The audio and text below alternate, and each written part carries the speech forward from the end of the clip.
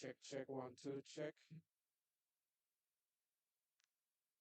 Check 1 2 check. Check 1 2 mic check 1 2. Check 1 2 mic check 1 2.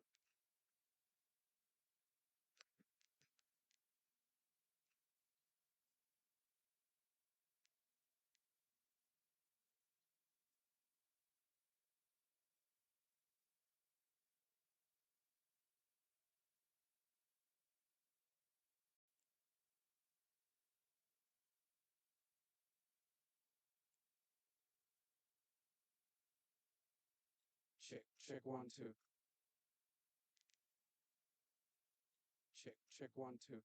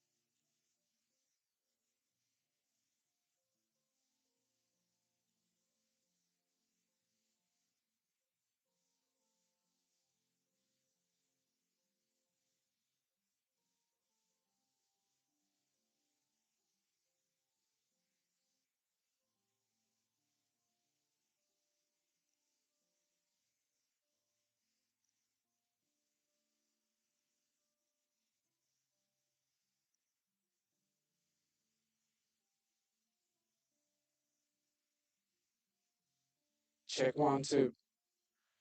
Check. Check one, two. Check.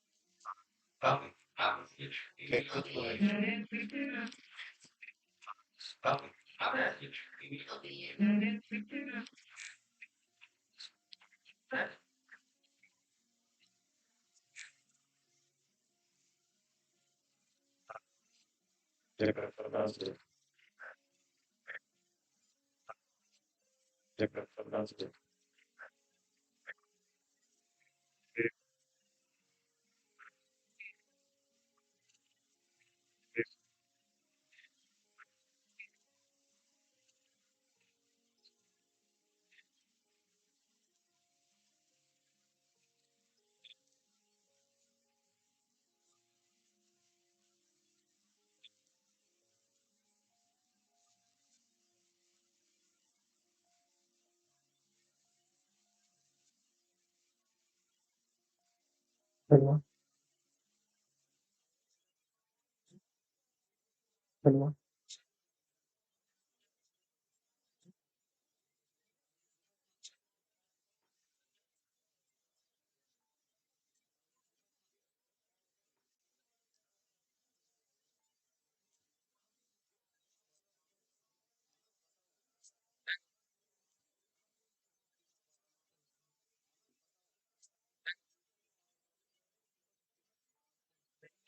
There. Turn on the light blinks. There. Turn on the light blinks.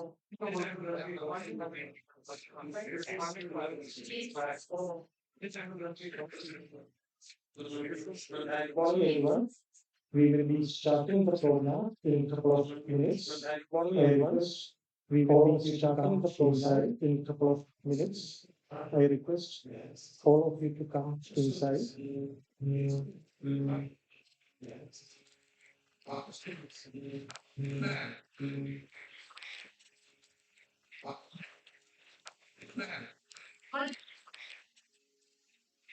I think you can increase the volume of it. Okay. Mike കുറച്ച് നേരെ വെച്ചോ. ലേലി കുനിഞ്ഞു കുഞ്ഞു. Okay. Mic കുറച്ച് നേരെ വെച്ചോ. ലേലി കുനിഞ്ഞു കുഞ്ഞു.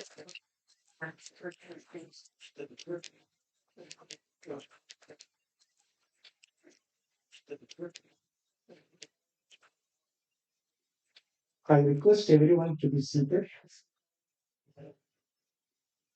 I request everyone to be seated. We will be starting the event in a couple of minutes. We will be starting the event in a couple of minutes.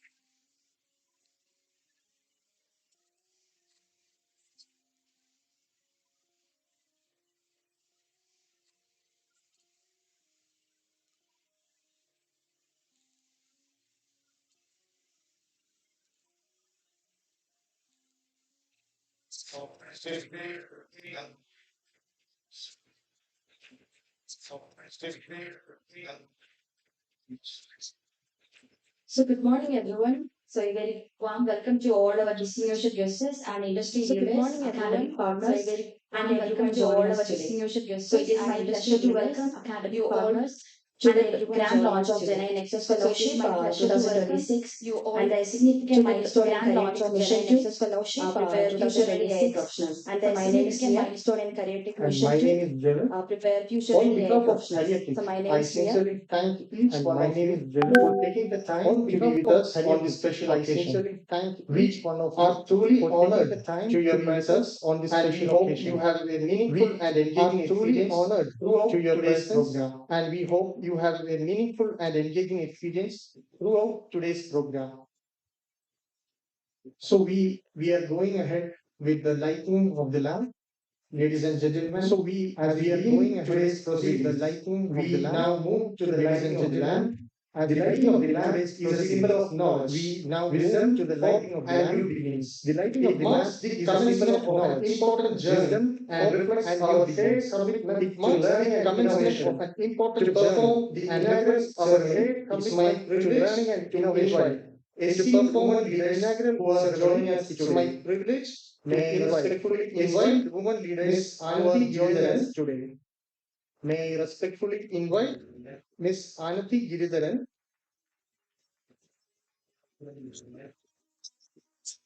Let's welcome Saraman onto the stage. Let's welcome Saraman onto the stage. Quietly approach onto the stage. Let's quietly approach Miss Kavita to the stage. To the stage. Miss Kavita to the stage. Miss Janji ma'am onto the stage. Miss Meenakshi Janvi ma'am onto the stage. Miss Fisher Priya, Miss Meenakshi Priya onto the stage. Miss Fisher Priya to kindly come forward and place the stage on the ceremony lighting of the lamp. To kindly come forward and place the stage for the ceremony lighting of the lamp.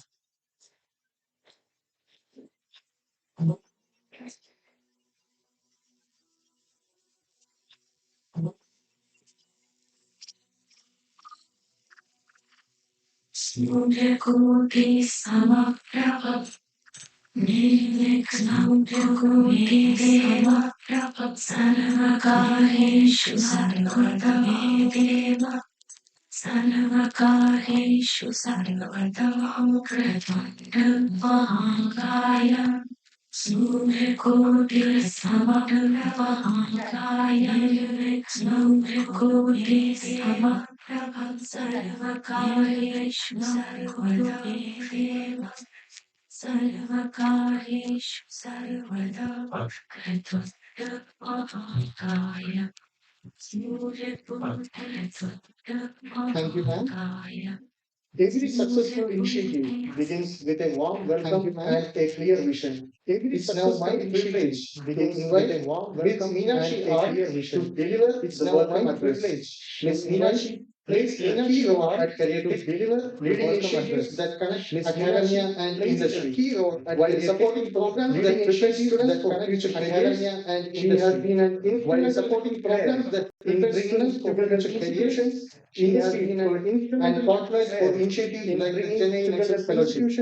Ladies and gentlemen, please join me in welcoming Ms. Meenakshi R. Ladies and gentlemen, please join me in welcoming Ms. Meenakshi R.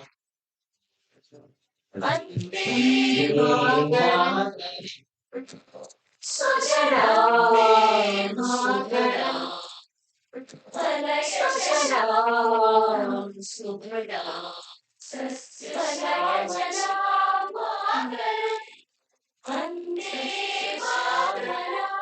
Mataram शुभ्रं ज्योत्स्नामलितयामिनी शुभ्रं ज्योत्स्नामलितयामनशोभिनी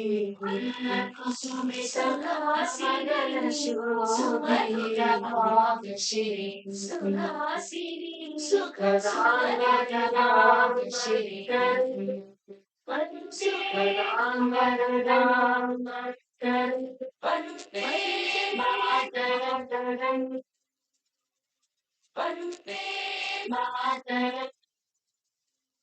Good morning, everyone. Let me see all of you here. Good morning, thank you for being here.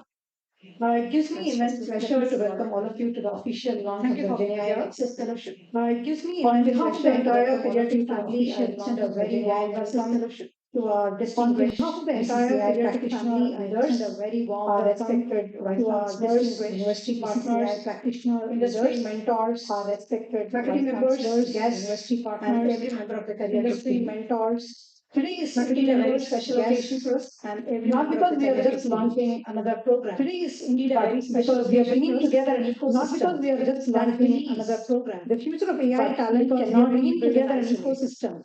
That it must be built through collaboration. AI talent cannot be built in isolation. An industry. Between those who are learning through collaboration between academia and between institutions that are willing to shape between those who are learning and those who are leading. Over the past several institutions that are we have had the privilege of interacting with many of the leaders. Over the past several months, we have had the conversation of interacting with many of the leaders that India has extraordinary young conversation and with the right guidance, exposure, and mentorship. That India has extraordinary young talents, very and with the right guidance, exposure, and mentorship. These students can become enterprise. That shared belief is what has brought all of us together today. Today's shared belief is what has brought all of us together today in one room. We have the leaders representing the global capability centers that are driving AI transformation. We have the leaders representing the global capability centers that are driving AI transformation committed to preparing their students for the future. Alongside them are the visionary university communities together, create preparing their students for the future. Extend far beyond these two communities together, create the opportunity of meaningful partnership far beyond collaborative innovation and a stronger. This is the beginning of meaningful partnerships. At CareerTiQ, we have always believed that education should lead to capability, capability should lead to confidence, and confidence should lead to meaningful careers. The GenAI Nexus Fellowship is another step towards that vision. As we begin today's event, I encourage everyone to engage with one another, exchange ideas, explore collaborations, and enjoy the conversations that will unfold throughout the day. Once again, a very warm welcome to each one of you. We are delighted to have you with us as we begin this exciting journey together. Thank you, and I wish you all a wonderful and inspiring day.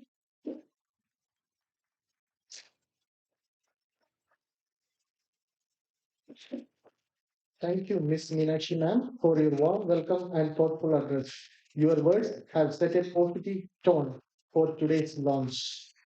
At this moment, it's my privilege to invite Mr. Dilip Shanai to address the gathering. Mr. Dilip Shanai is the former managing director and CEO of NSDC. Over the years, he has made remarkable contributions to India's skill development ecosystem. So I'm handing over the stage to him. Yeah. So thank you. Good morning to you. You know, one thing about biodata is they reflect the past, they don't guarantee the future. So therefore, I take it always that we should keep introductions short and sweet.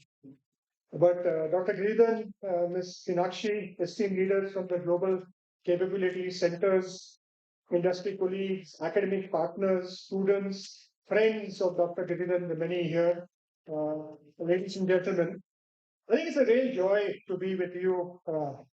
Last night also there was a small get together, very impressive get together, and to be here today for the launch of the GenAI Nexus Fellowship. First of all, Dr. Gill, thank you for inviting me. It's always an opportunity to learn from such brilliant people in the room. First, let me begin by congratulating uh, Dr. Giri Dharan and the entire CareerTiQ team. Starting a program is one thing, very easy to do. But bringing together industry leaders, academics, and industry leaders as mentors, institutions, practitioners into a thriving ecosystem is a whole different ballgame. And trust me, I've been there and I know it. And that, I think, ladies and gentlemen, deserves a round of applause. Reflecting on my time with the National Skill Development Corporation, I remember a different kind of challenge. India was in the midst of rapid growth. We were thinking in those days of 8% plus growth. And industries were on the lookout for skilled workers in sectors like manufacturing, construction, retail, healthcare, 40 different sectors. They, of course, still are. Every day we asked ourselves the question, how can we prepare millions of young Indians for the workforce? Today, as you all are here, that question has evolved. Now it is not just about preparing people for job. It is about equipping them to collaborate with intelligent machines. That's a game changer. Technology is advancing at a rapid pace, far quicker, and the apologies to the education ecosystem, but far quicker than the education system can adapt. Things that are taught in the first year of engineering college become obsolete by the time the student passes out. Skills that were relevant yesterday might be irrelevant today. Job roles that were not known or not known today will be important tomorrow. Just think digital content manager. It didn't exist a few years ago. And today, if an organization doesn't have at least one, then you are in the ice age. Continuous learning isn't just a nice to have anymore, it is a must. This is the good news is that India is in a strong position. Our confidence should not just stem from the sheer size of a youth population, but from what our young people are already achieving. India already boasts of the largest developer community in the world. Our young innovators aren't just using new technologies, they're creating them. For example, last year, India produced 17% of the global Web3 developers, and our AI developers have contributed to 7.5 million times to open source AI projects, the second largest contributor to open source AI worldwide. The talent is right here. The interesting difference between Web3 and AI, and that's why the significance of lamp lighting was so important.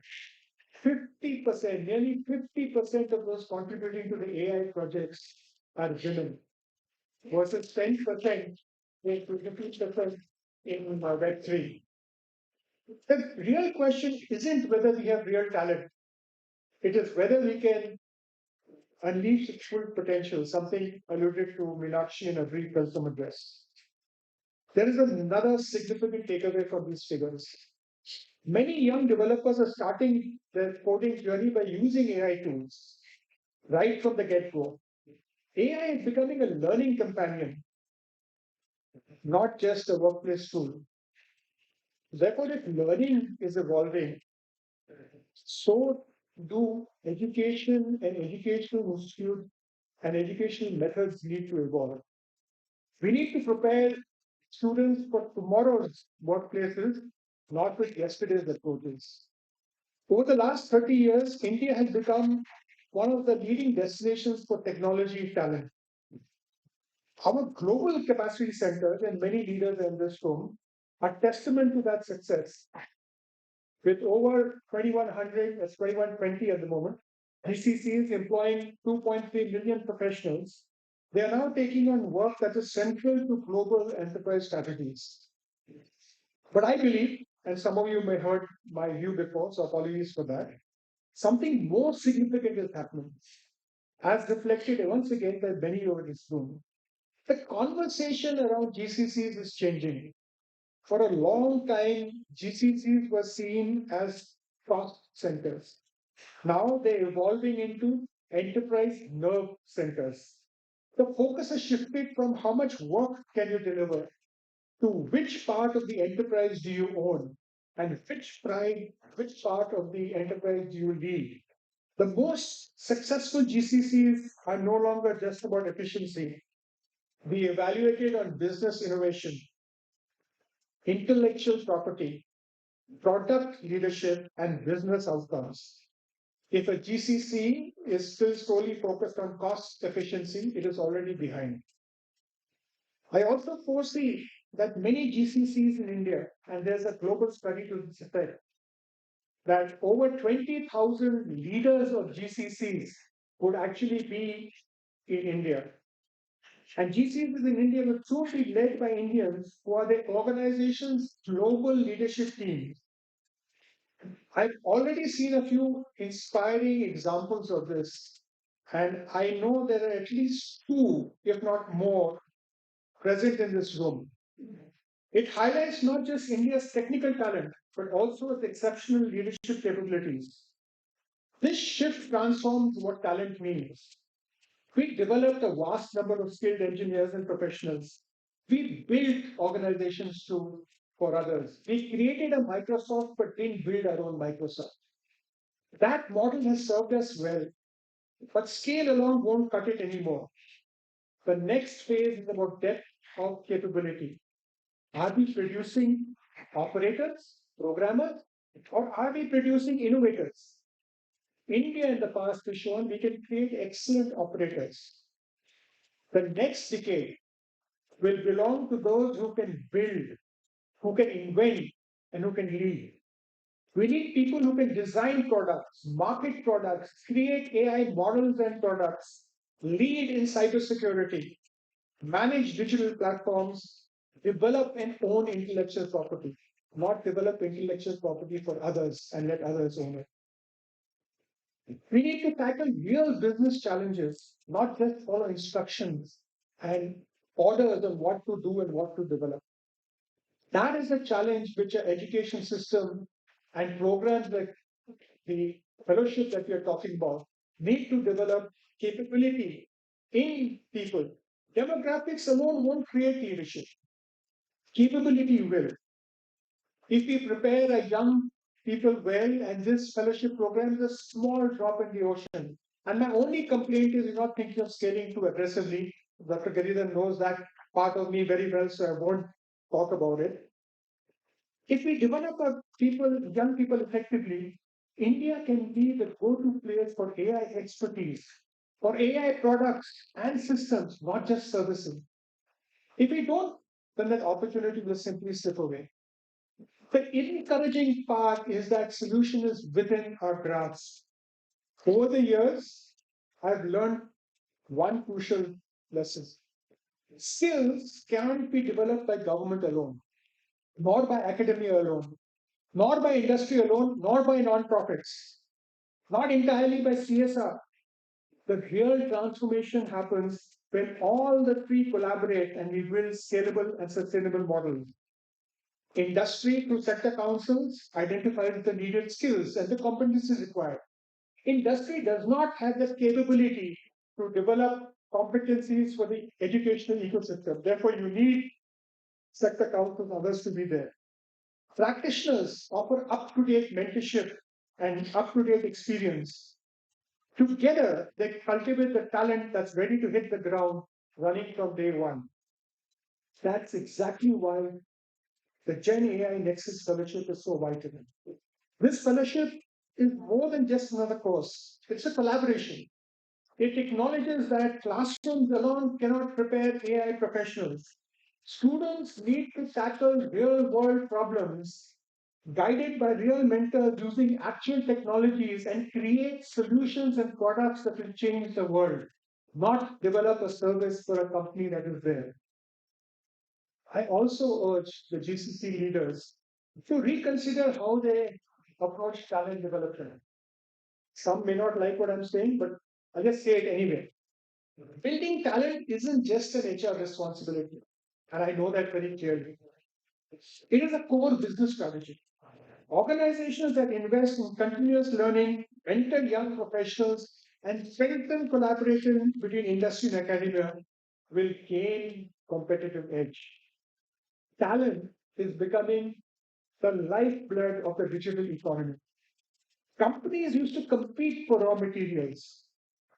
Now, while you seem to be competing for skilled individuals, and they think that those who secure talent pipeline will lead the way, there's a key difference. Going forward, rather than individual companies, the effort has to be collective and collaborative.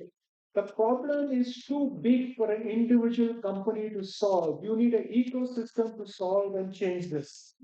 And as we enhance the AI capabilities, we must also prioritize responsibility. Artificial intelligence needs to be trustworthy, transparent, and inclusive. The nations in AI that lead in AI won't necessarily be those with the biggest computing power, because the current debate is we don't have computing powers, so we're going to lag in AI. That's not necessarily true. They'll be the ones whose citizens, businesses, and institutions trust the technology. And here, of course, if I may just add a footnote, Web3 and blockchain is the enabler. India has a chance to become a front runner, global front runner in not just AI talent, but in also AI responsible practices. As I wrap up, let me share one last thought. 25 years ago, the world looked to India for software talent. Like I said, we provide services, we built the Silicon Valley, we built Microsoft and other organizations. In the next 25 years, I hope the world will see India differently, not just for cost effectiveness, but for our exceptional capabilities, not just services, but products as well, led by many of you in this room and those of you who may be watching virtually. Yes, you have to lead. That will be the foundation of Viksit Bharat. I hope that India will not only create AI solutions. I know it's the third time I'm saying this, but I want to repeat that message. But will also foster innovators, entrepreneurs, and tech leaders such as you who will shape the next generation of AI and web technologies. It is already happening. We lost in Web 1 and Web 2, but in Web 3 and AI, we could be the game changer for the world. So let me leave you with 3 points. First, if learning is evolving, education must evolve too. And therefore, programs like this are very important. We need to prepare our young people for tomorrow's opportunities, not yesterday's jobs. Second, India's next competitive advantage will not come from scale alone. The next decade will be about those who can build, innovate, and lead. That's the capability we need to cultivate.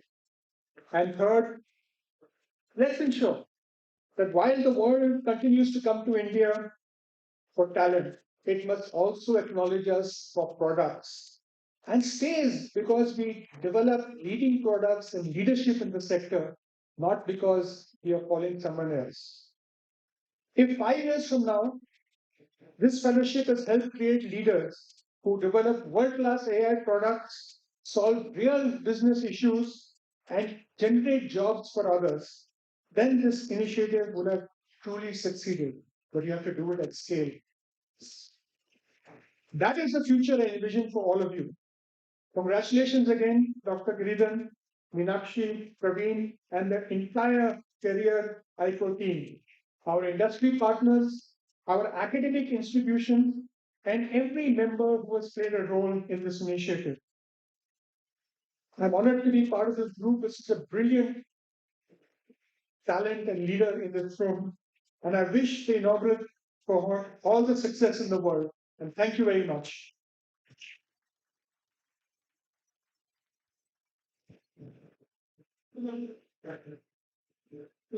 Thank you very much, sir, for very inspiring words and valuable insights.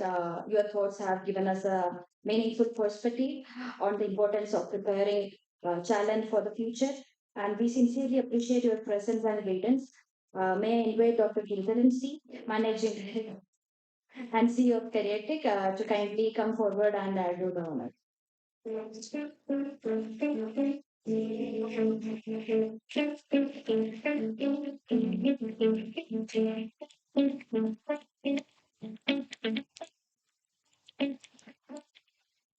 Thank you, sir. It is now my pleasure to invite Mr. Ashokan Pichai to address the gathering. With over 3 decades of experience in technology, education, and executive learning, he has played a significant role in preparing professionals for emerging technologies and leadership roles. Sir, we are delighted to have you with us today. On behalf of everyone at CareerTiQ, I invite you to share your thoughts with us.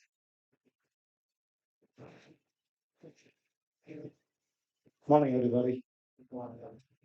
It's a great honor to be here and a little bit of a surprise to be.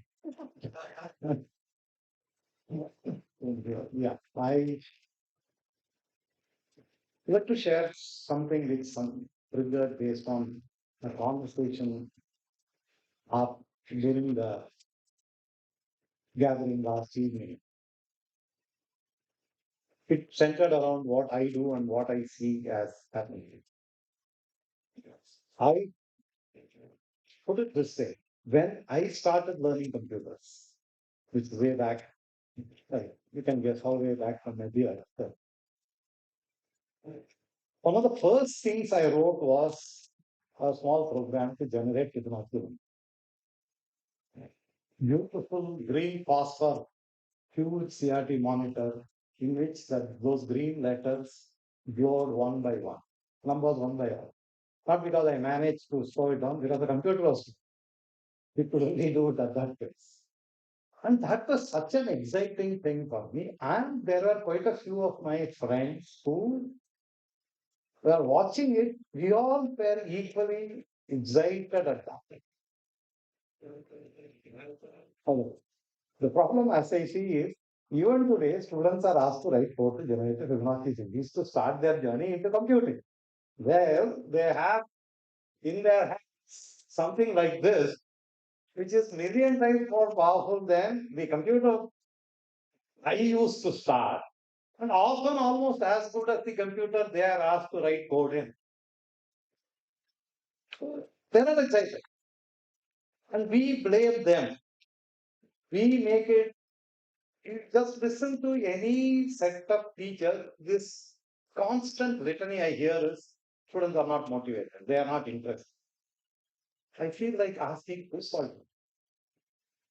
You are taking someone who has an exciting range of options, possibilities from the same world of computing and put them before a starkly limited device and ask them to do the boring things which they have no real way of connecting to what is possible. I was sharing this with the same comments a few years back with one of my friends who's she was a colleague in my earlier organization, and her father happened to be an English professor. So he was there in the conversation. He made a comment. Yeah, same thing happened to Shakespeare. All interest in reading him for pleasure disappeared when Shakespeare was prescribed. Right? About it. Yes. So, one of the things we need to convey is this precise sense of adventure, excitement, what we could do. We made a fantastic pitch for the same. What all is possible? What all can be done in India? What all should be done in India? If we convey this excitement as okay, the Fibonacci series is a necessary first step, but don't worry, that's not what it is going to be. But you are going to build something which will play a major role in building this wonderful field, this wonderful country. Yes, then we could definitely achieve what all the keynote said as possible horizons for us. Thank you very much for the challenge, and I'm sure we will figure our way out, or better, our students will figure their way out. Thank you very much.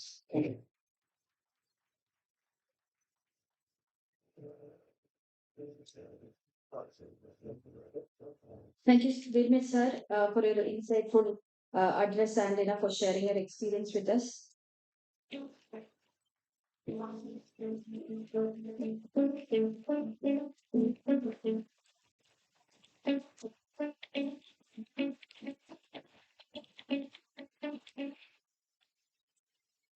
So, ladies and gentlemen, so we have now reached the most awaited moment of today's event, the official launch of GenAI Nexus Fellowship. So, the fellowship has been designed to prepare the next generation of AI professionals by bringing together industry leaders, academic institutions, and technology experts on one platform. So, before we unveil the program, we have a short launch video that captures the vision behind the GenAI Nexus Fellowship and the journey we are beginning today. So may I request everyone to direct your attention to the screen.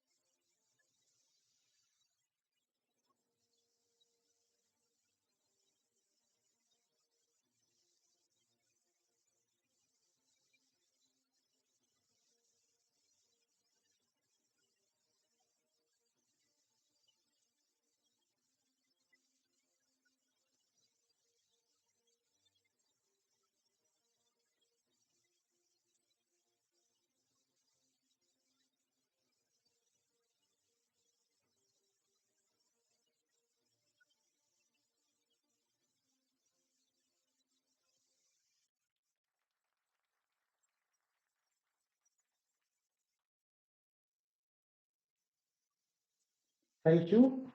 As we celebrate this important milestone, I invite all our advisory board leaders to present, who are present with us today to kindly join us on the stage for the official unveiling of GenAI Nexus Fellowship. I request all our leaders to be on to the stage.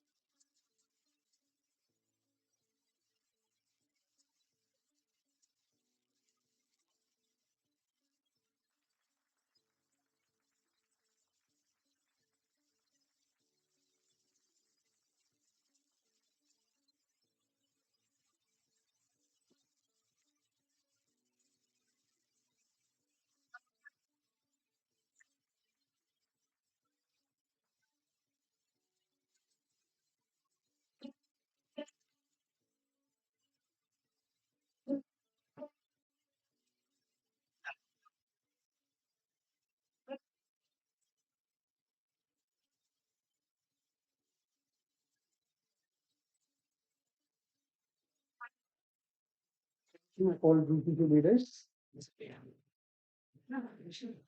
to help us understand the vision, purpose, and the roadmap of GenAI Nexus Fellowship. I now invite the person whose vision has been instrumental in creating this initiative, Dr. Gindran C. is the managing director and CEO of CareerTiQ. He has been actively working towards bridging the gap between industry expectations and higher education by building programs that prepare students for future careers. Ladies and gentlemen, please join me in welcoming Dr. Girdhan C to present the GenAI Nexus Fellowship Program overview.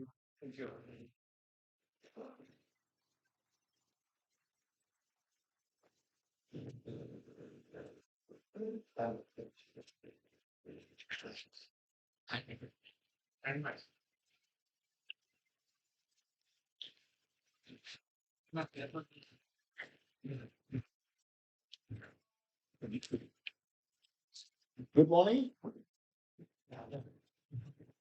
How are you today? Thank you so much. Okay, first of all, hearty thanks. That's the first thing I have to say to all the GCC leaders as well as the partner institutions and the great team CareerTiQ for bringing things together. This success wouldn't have been possible without your support. Definitely, I mean it because it's a almost last 1 year, I should say. The ideation started 12 months back. Then we started analyzing the industry. Then we found a problem statement, what exactly industry requires, and we started connecting with all the BCG leaders. And today we are here. That's what I was telling. I think this is one of the rare events in this country to have all the 20 BCG leaders in single stage. Right? It's definitely a great opportunity. And thanks to all of you for making it possible because people are traveling from Delhi, Bangalore, Chennai, Bombay, all other places, right, for this event, which shows that, they are committed to give back to the society, number one. Number two, they really want to have the qualified talent in the AI space. That's the thing. And they are from various domains, be healthcare or retail or BFSI. Every industry requires qualified talent. That's the whole idea how this particular program is evolved. Right? So I'll take 10 minutes to give you a quick heads up about this particular program. The detailed information, everything. Our team is available anytime for you to discuss and take it forward. Right? Shall we start? Thank you. So there are a lot of questions asked. Why it is called a fellowship? Is it an internship, right? Or is it a program, right? So very consciously, this decision is being taken in consultation with a lot of industry leaders, right? This program is not to just to go and experience and support some projects in an organization for 1 or 2 months. It's not.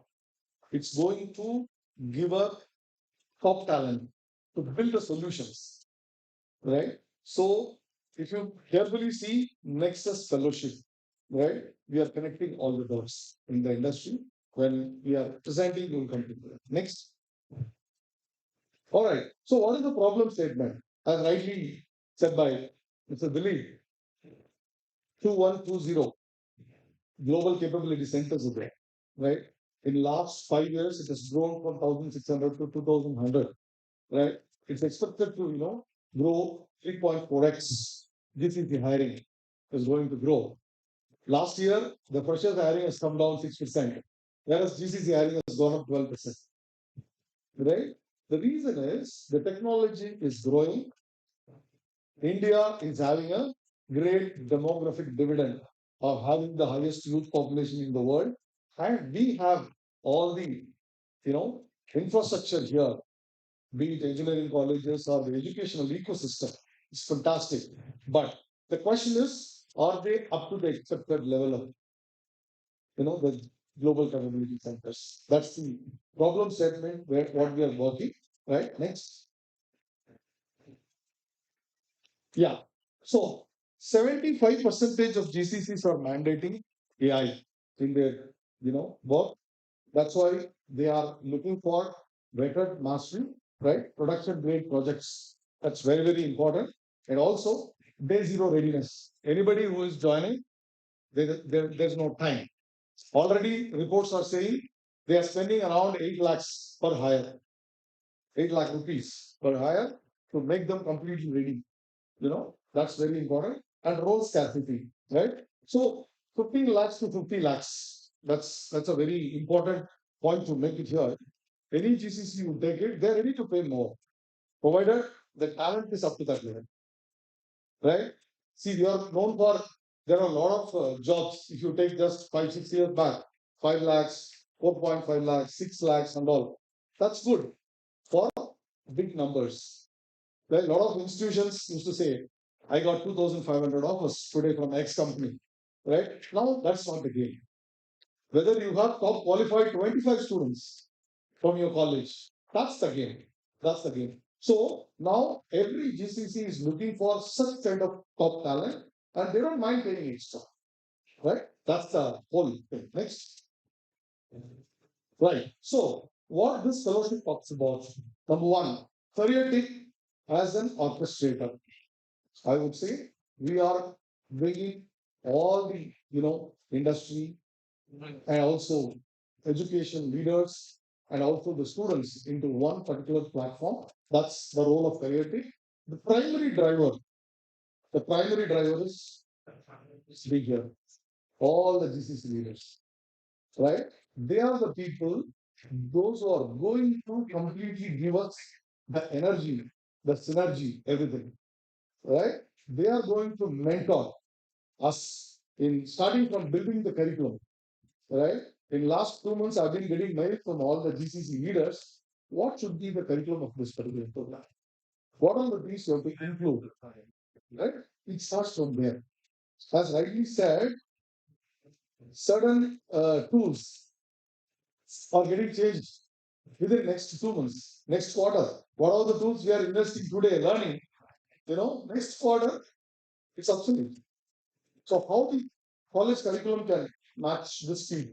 Definitely, it's not possible. The second problem is with a lot of respect. So all the academic leaders, the professors, the deans, directors, everybody is trying to learn every day. They are also learning along with the students, right? But still, it's not enough, right? That's why the second important, driver here is GCC leaders, and then we need a very strong academic partner, right, who can give a perspective from the research angle. Most of us are not having that research bent of mind, but when it comes to GCC, you need to have that, right? It's not that they are solving a problem. They have to do a lot of research and they have to analyze. Then they should bring the discipline there to do that particular solution. That's why we need an immersion partner. So thanks to Triply Hyderabad for coming forward to be the partner in that. So this program is going to be for 14 weeks, right? And then 240 hours of complete experiential learning, and then 100 fellows. It's a very restricted cohort of 100 fellows, right? We don't call them as students, right? They are 100 fellows. Then three phases. The first phase is called build, the second phase is called rigor, and the third phase is called corporate forge, right? So the first 80 hours, the skill build, it's called the skill build. The 80 hours will be delivered completely online, live instructor, there is no video learning, right? All those subject matter experts are working in any one of the GCCs. We have got excellent people from Microsoft, all this. They are all working there, solving real time problems. But graciously, they said, I'm ready to take classes. So they are going to take classes for the first 80 hours. Then the next phase is coming 80 hours of academic rigor. How to get the solutions hands on. That's very, very important. So, which includes a 1 week physical immersion at IIIT Hyderabad. The students are going to be from across India. They have to come to Hyderabad. They have to stay. Right? Normally, people used to say, no, sleep, eat, hold, repeat. something like that. So we want that kind of a rigorous experience to be made available for the 100 fellows. Then, importantly, the third phase is coming. Once these things are over, right, they're ready to build the projects. They're ready to build the solutions, right? There, the DCC leaders are going to be, playing a very, very vital role there, right? Can we go to the next slide? Because there is a science behind it, which I have done a research last year. All the program should be, then I discussed with people.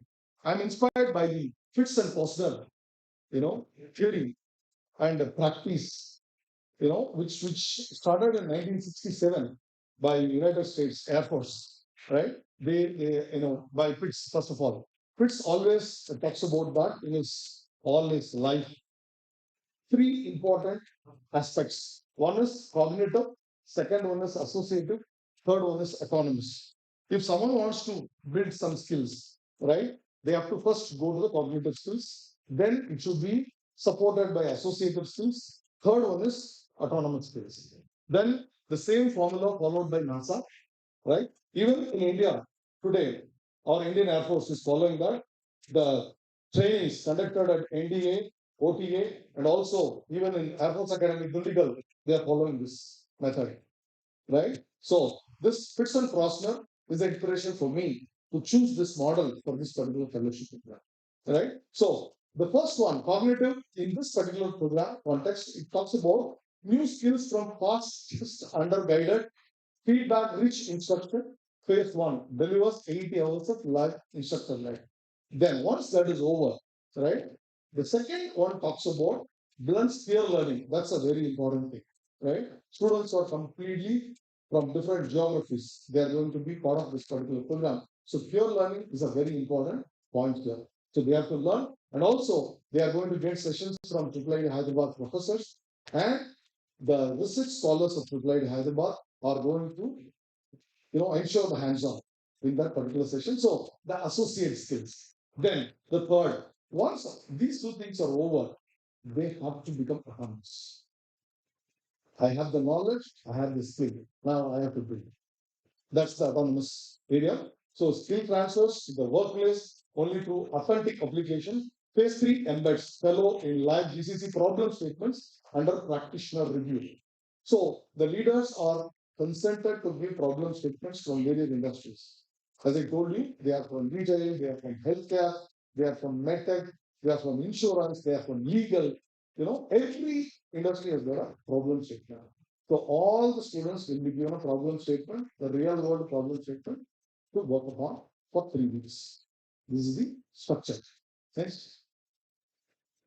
Right. So in this skill building, what's going to happen? The first 1 week, thanks to Ashokan, right? Coding Guru of India. He said, Giri, whatever said and done, the first 1 week, if we don't give the complete foundations ready, it's not going to work with the entire fellowship program. So he and his own students, those are working in all the top-notch tech giants like Google, Microsoft, Flipkart, whatnot, they are going to take that particular step to make them ready. It's not about just learning Python. Python from AI lens. That's very important. Python from solution building lens, not academic rigor. Okay, that's what. And then agentic orchestration, and then vector operations and RAG, then MVP prototyping. So the condition is before they graduate from level one, when they go to level two, the qualifying tickets to prepare to Hyderabad is they have to clear this level one. Right? That's very, very important. They are not going to just complete some X number of training to go to prepare Hyderabad. There will be a rigorous assessment. Right? That's how this first phase will be there. Next. Yeah. So phase two inside AAA Hyderabad, as you know, one of the finest, autonomous research universities in India, they have deep strengths in AI research. Their labs, right? Definitely one of the gifts to Hyderabad and public-private partnership, and has got a huge 66 acre, uh, campus in Gachibowli, Hyderabad.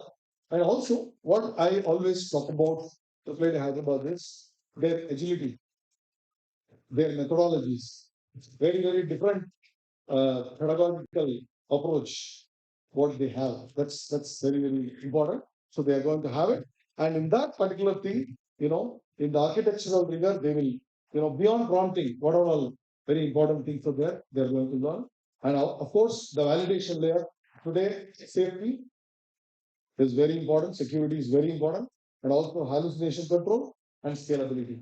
They are going to focus, and then the global standard. The validation will happen from there, from the Google campus for 1 week. After that, also there will be self-learning exercises, mentored by our subject matter experts. Right? So this is phase two. Next. Yeah. So phase three, as I told you, take one live problem statement from each industry, right? Build in agile sprints, like how we do it in corporate life. They have to build it in agile sprints. There will be a monitor, very strict monitor on that, and the reports will go to their respective mentors who are sitting here, about their performance in that. Okay, and defend before the board on 21st day exactly, right?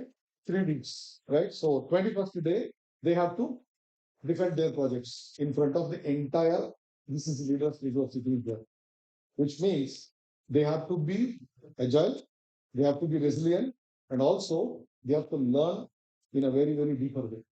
That's very very important, right? This is the third uh, thing. So what I feel is, if there is a skill build, if there is academic rigor, if there is a project validation, I think these guys will meet at least 80% of your expectation. Today it is not even 40%, right? So this is the important structure of this particular program. And again, there is a method why we are going to have, 20 people, 20 GCC leaders. Somebody was asking, why not 5 people? There are 100 students, right? Why not 5 people? Why do you need 20 people? Right? There is a reason for that. Next. Okay. So what we are trying to do is a small squad of 5 students, only 5 students, attached to one BBB leader. So it's going to be 20 teams, 20 BBB leaders. Right? Of course, we respect their time. We respect, their busy schedule. They are not full-time teachers. They cannot take 40, 50 students and teach for hours together. What they are going to do is the 5 students, they're going to mentor. Okay? It will be online, it will be hybrid, it will be in person. They will decide that. That freedom we are giving to them. They will decide that, and students will be like a Gurukula, I would say.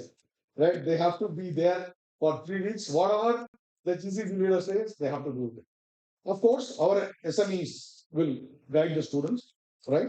Definitely, they will help the students how to build the solutions under your guidance, right?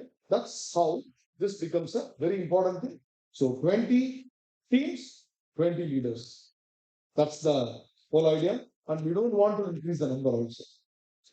For a year, we are going to have only two cohorts. One starts in summer, one starts in winter. June, July, one cohort. December, Jan, one cohort. Period. That's it. Okay. Next. All right. So you should know these people are from leaders or from which are the organizations they belong to, right? Starting from Walmart, JP Morgan Chase, Wells Fargo, Dutch Telecom, Cape Gemini, Allstate, Boston Scientific, Databricks, Marsh, Grant Thornton, Lumen, Keysight, DBS, Tata Elixir, Dunnhumby, Blackberry QNX, Bank of America, Oak North, and believe it or not, we have already received 11 more nominations from BCC leaders to be a part of this particular program at Menda. Right? We said, okay, for this cohort, 20. Next cohort, we'll take another 20. So 11 applications already we have received. And also, on the other side, it's a very interesting point. Okay? So, the after seeing this particular posts, whatever we posted on LinkedIn and all, we got a call from one of our mentors, Ashish. Said, Giri, what is the plan? How to hire these things? He asked. I said, yes, definitely we can do that, not a problem. And then he just called one of his friends in Oknath. There is a program, please come. You can become a talent partner. So thanks to Vinod for flying from Bangalore on our request. Just day before yesterday we discussed. This morning he is here. Thanks a lot. You know. So the advantage here is these company leaders are having the first right of selection. Before they go to any organization, these seats will be available. You will have access to all these 100 students. Either you can engage them, through a internship or a pre-placement offer or a full-time employment, whatever you want to, which suits to your organization. You are most welcome. Right? And next. All right, so this is a quick summary. Anyway, you will get a detailed information about what we are going to cover. This is a quick heads up. What is the curriculum and tools mastery? It's a big list, but still I want to give in a nutshell. Right? Next. Yeah. So what's needed for every stakeholder? For a student, those who are aiming for minimum 12 lakhs and above package, this is the program. If someone wants, I want to join, somehow I want to get a job, sorry, there's no place for them here. Those who are aspiring to become a leader in this industry, those who are ready to invest their time, effort, money, yes, you are the person. You can join. That's what we've got 480 inquiries so far in the last 1 week, right? Without any big marketing, right? Just 480. We are expecting it will grow up to 1,500 in the next 10 to 15 days. But I'm really surprised, thrilled, happy to note the students' enthusiasm. They are talking every day to our team. How can I join this program? What is the selection process?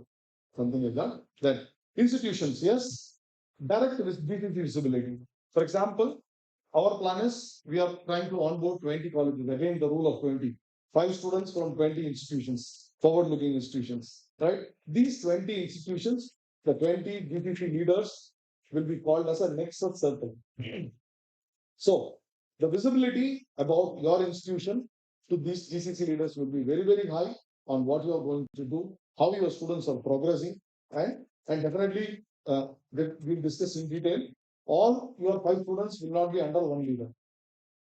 It will be in a scattered manner because we don't want to create silos, right? So it will be allocated like that. And then, as I told you, GCC leaders will have, first of all, more than first right of selection, great amount of satisfaction. I am building a next gen workforce from India. That's the thing. And then choose the capability, close the capability gap. Definitely, industry is looking forward, right? That's how it works. Next. Yeah. So the selection is going to be very tough for the students as they get applications more and more. And final year, pre-final year engineering students, and also the those who are having less than 3 years of experience, right? Working in the industry, less than 3 years of experience, are most welcome to apply. As I told you, they should have a great academic score, 7 minimum CGPA, and we will check their GitHub profile and all their activities before we select the student, right? And also there will be an interview, technical and non-technical interview to select those. Okay. Next. All right. So this is the course fee. It's 1,10,000 rupees, and some of our we have around 52 partner institutions, right? They said, what can you do for best for us? So we said we give a scholarship of 10,000 rupees per student. So it's going to be 1 lakh rupee for the program per student, right? 16,000 will be charged before they come to AAA Hyderabad. Their accommodation, food, anything will be taken care of by us, right? So this will be fee structure. And also we are seriously thinking, right? It's not finalized. We are seriously thinking, is there anything scholarship can be given to 3 types of people? One, tier 3, tier 4 engineering college students, those who are having extremely good interest in academic scores, economically weaker, students, women students, and also serving and retired defense personnel works. How we can help them. That's what is under discussion. Definitely, we are trying to give more scholarship to such kind of people to encourage them to come further. The next. All right. So the timelines looks like this. So today, July to August 5th selection, 15th October, August to October first phase, October November phase 2, November December phase 3, and subject to the availability of these leaders. It will not be same time for every leader, right? Based on your availability and your convenience, it will be planned like that. I'll be more than happy to answer any of your queries after one next 5 minutes. We are going to have, an important session here. After that, I'll be more than happy to, answer any of your queries. And there are a lot of things are stored in it for you to, discuss. Thank you. Yeah. Thanks. Right. So 20 leaders, 20 teams, a talent standard, the world will hire them. That's our brief. Okay. Thank you very much.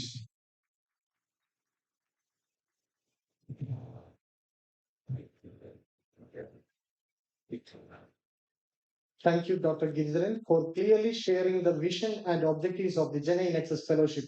We are confident that this initiative will create meaningful opportunities for students and professionals aspiring to build successful careers in AI.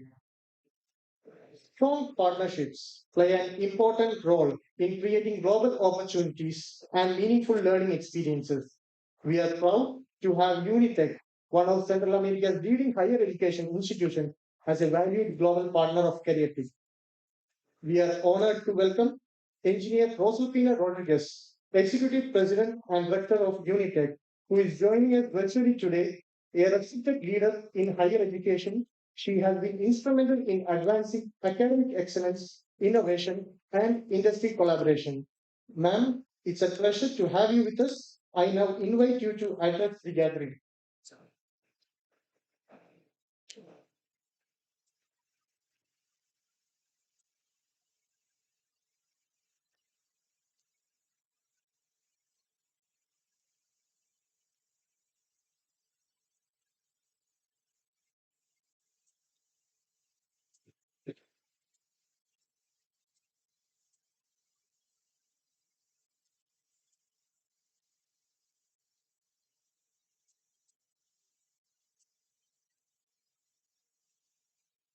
Okay, well, she's joining. Should I give a context?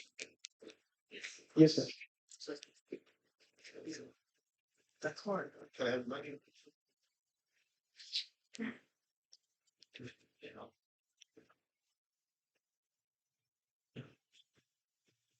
Just, just, okay.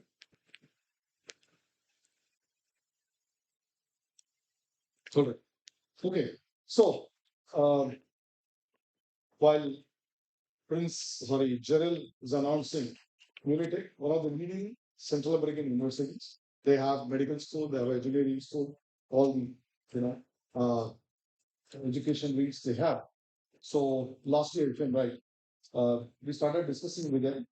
Uh, we are known for our integrated academic programs, right? Which means we analyze the curriculum of an university, right? And then we suggest what are all the changes to be done to make them completely industry-ready, right? So we are part of the academic journey of that particular university. In India, already we have Sanjay University. Madam Kavita is here, right?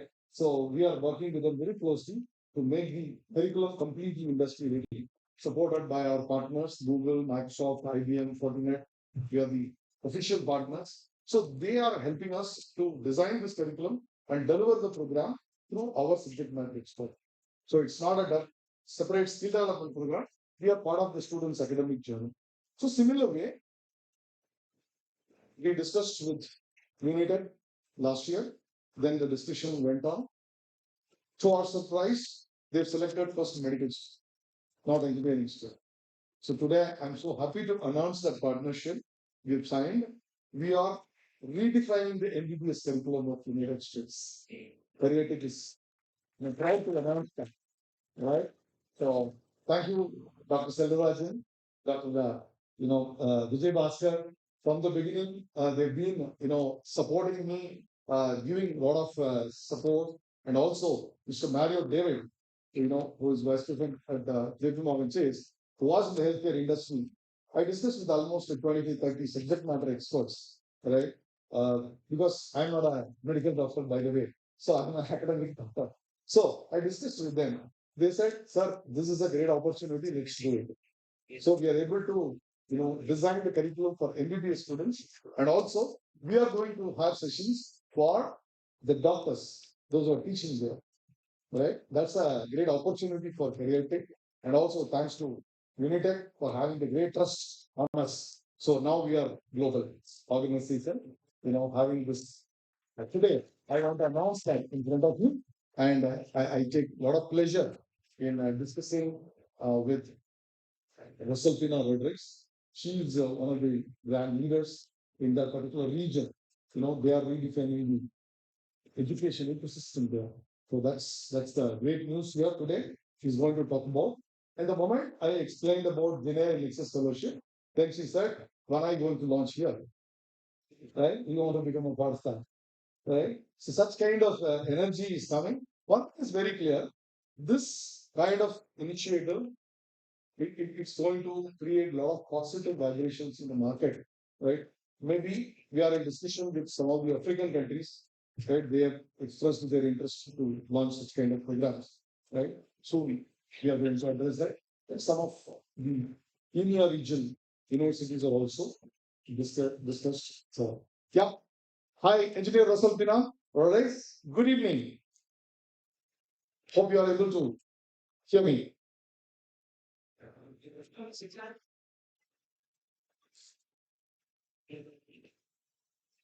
Mm. 1 minute. You are able to hear us?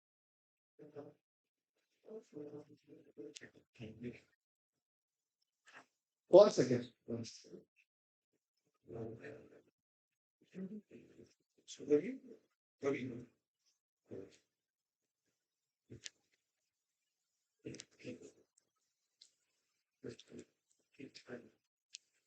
Yeah. Sorry, try this. It's come up to one. Just call one. Okay. Right. You have to increase the volume to me. Yeah. Yeah. Yeah, I did right on that. What's settings? Settings. How I'm not better at energy now. That's the essence. Because I knew on it.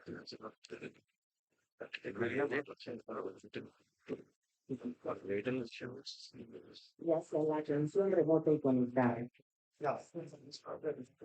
Para quienes están en la academia, la pregunta ya no es si debemos adaptarnos, sino qué tan rápido podemos liderar este cambio. Por eso me alegra aprovechar esta plataforma para anunciar oficialmente una alianza que responde de frente a esta transformación. Unitec se une a CareerTiQ para lanzar nuestro programa integrado de salud digital para la carrera de medicina de Unitec. El futuro de la medicina se está escribiendo ahora mismo.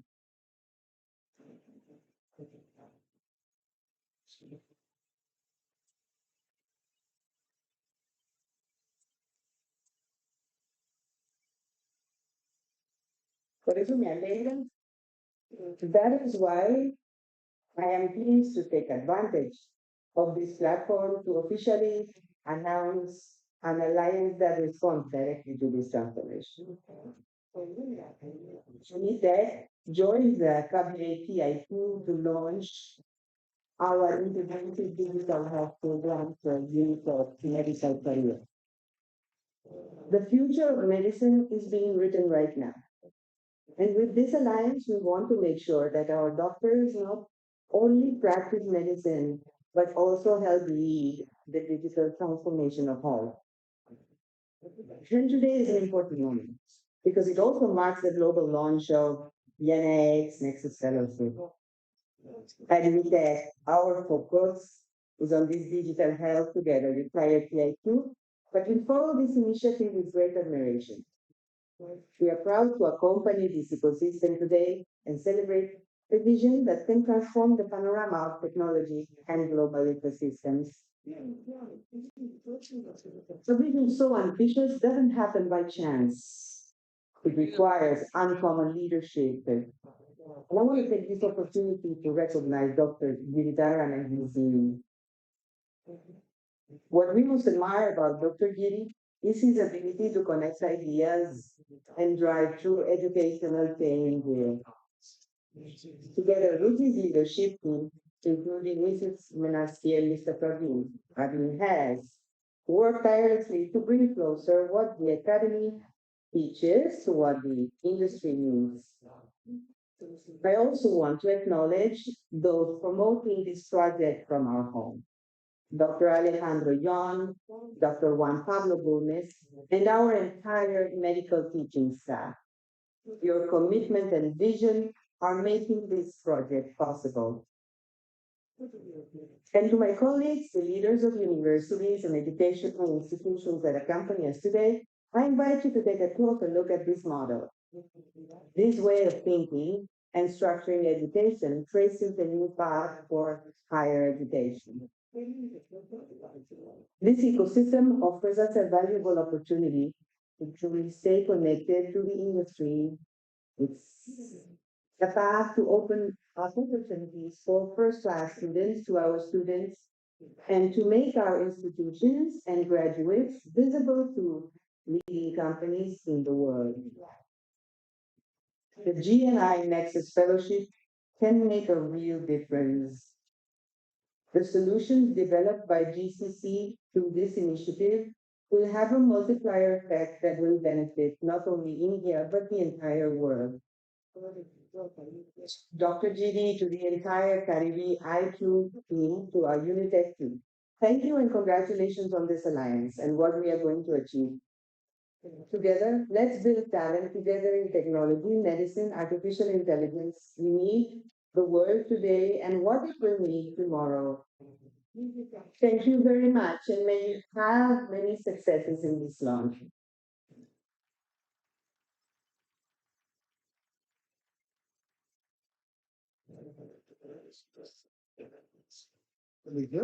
Thank you, Engineer Rosaltina. It's our great pleasure to have you, right? And all the DCP leaders who are redefining the technology are here, right? We have already booked our tickets to meet you there. We'll be meeting you soon. Okay? Thank you so much. Thanks a lot. Yeah.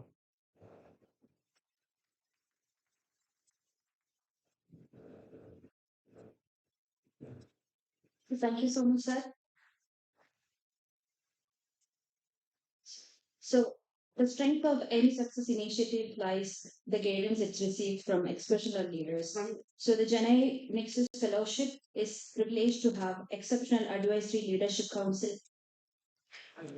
comprising senior leaders from global organization across AI, data science, engineering, finance services, healthcare, manufacturing, and technology. So I request each leader to kindly come forward to the stage. So I welcome Mr. Ashish Nayar to kindly join us on the stage, and also Dr. Giridhar C. Yeah. Yes. Thank you. I just get very philosopher. Definitely a catalyst. Thank you. Pleasure to have you.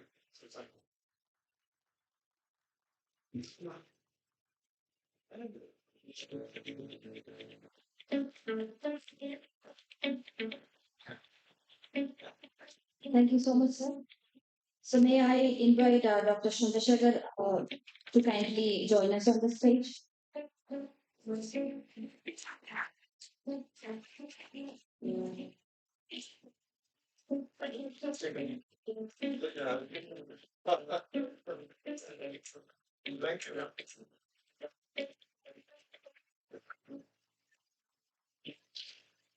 So much, sir. So may I invite Dr. Divakar Vijay to kindly join us on the stage?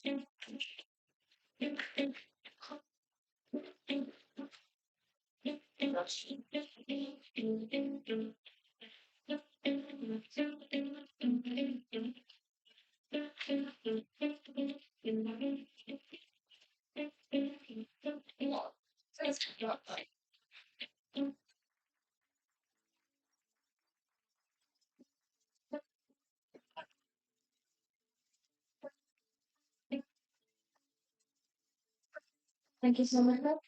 So may I invite Mr. Himanshu Agarwal to kindly join us on the stage?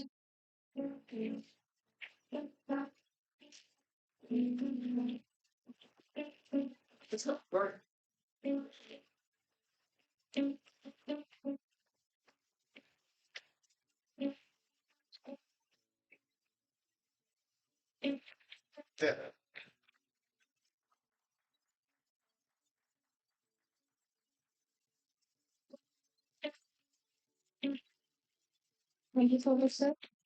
So may I invite Ms. Valeria Bushroy to kindly join us on the stage?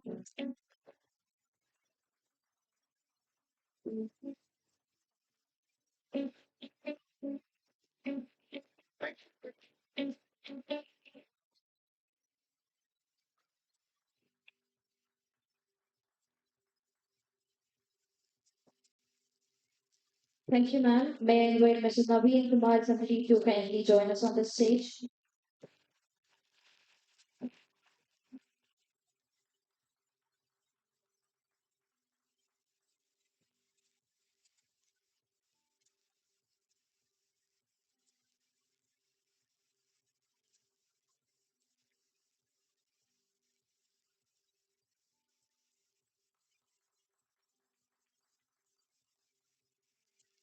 Thank you so much, sir. May I invite Mr. Mario David to kindly join us on the stage?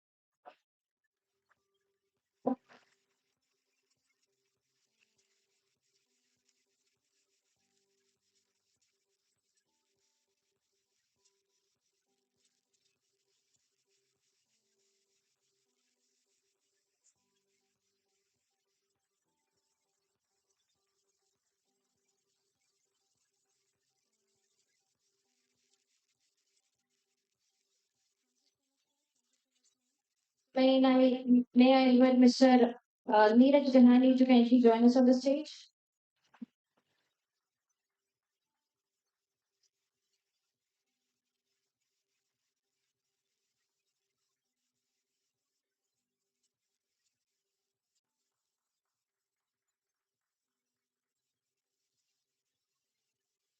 Thank you so much, sir. May I invite Mr. Fani Kumar to kindly join us on the stage?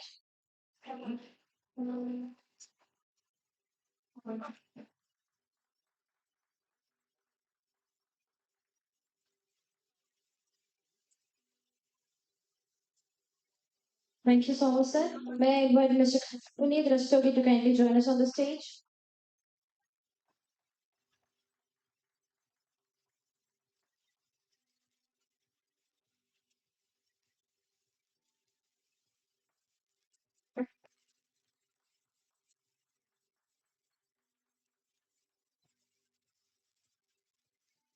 Thank you so much, sir. May I invite Dr. Rajan Gupta to kindly join us on the stage?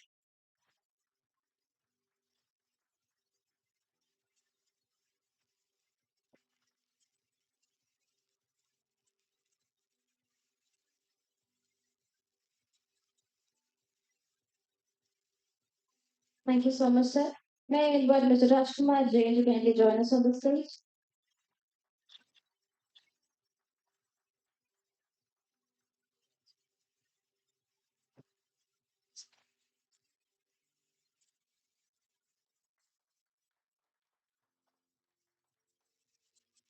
So much, sir.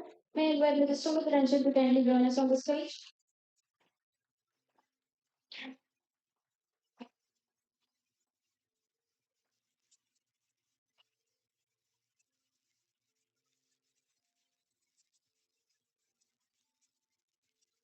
Thank you so much, sir. May I invite Ms. Kusha Kedaraman to kindly join us on the stage?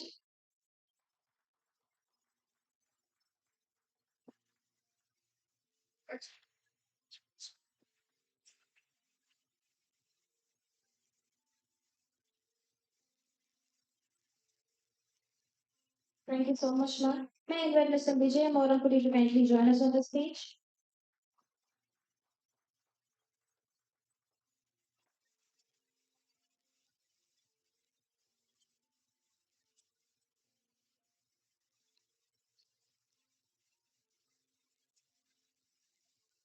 Thank you so much, sir.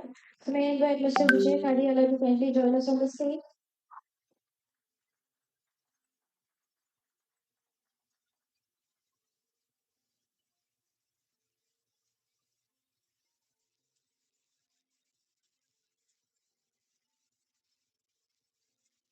Thank you so much, sir. May I invite Mr. Vivek Ahuja to kindly join us on the stage? Thank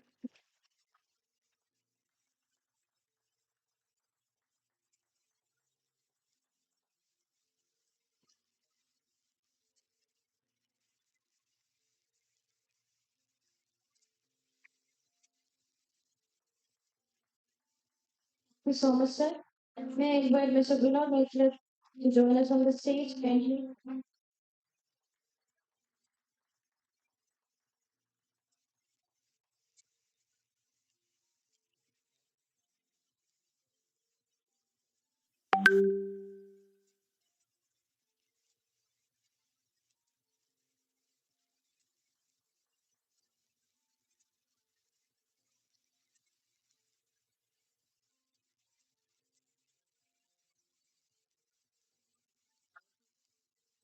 Thank you, distinguished leaders. We will now take a short coffee break for approximately 15 minutes. May I request everyone to kindly return to the hall on time as we have an exciting panel discussion with our industry leaders immediately after the break.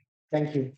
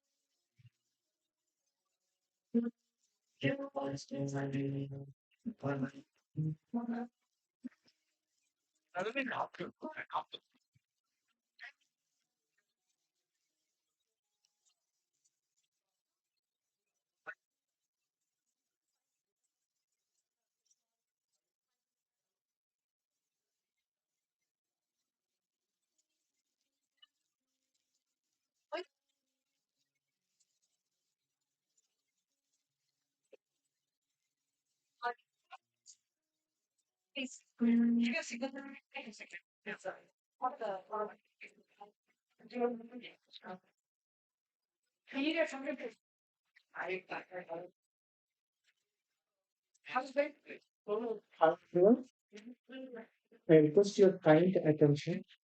I request I request all GCC leaders to kindly sign the GenAI Nexus Leadership Board.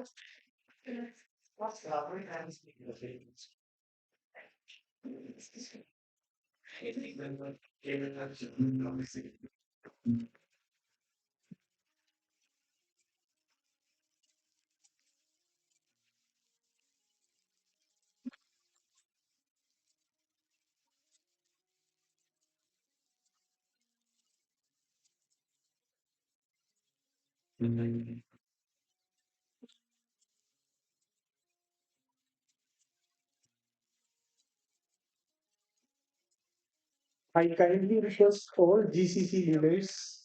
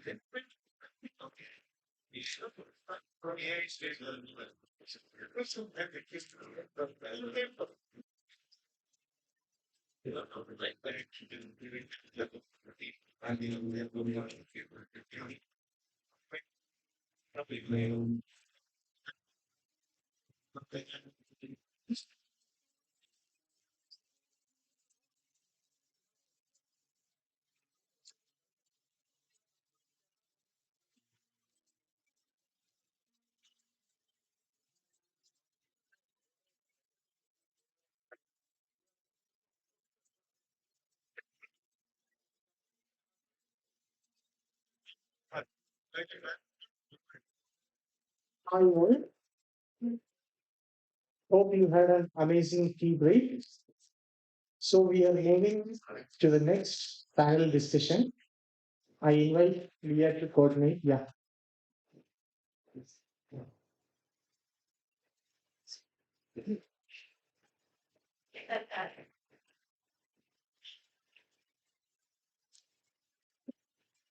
So we now move into the most anticipated section for today's program, our leadership panel discussion. So the theme for today's discussion is the GCC AI Mandate 2027, architecting the nexus of talent, technology, and transformation. The section brings together accomplished leaders from global capability centers and leading organizations who are driving AI innovation, engineering excellence, and digital transformation across industries. So I now have the privilege of inviting our distinguished panelists to the stage. So to moderate this panel discussion, we have with us Dr. Gilbert C., Managing Director of CareerTiQ, a passionate educator of industry leader.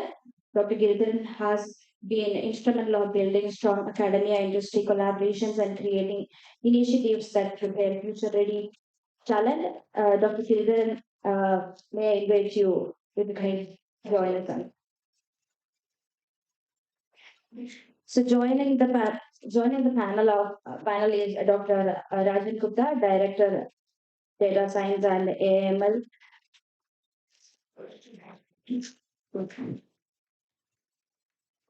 Digitally, with a deep expertise in artificial intelligence and machine learning and research-driven innovation. He has been enabling organizations to build intelligent, future-ready technology solutions. Yeah.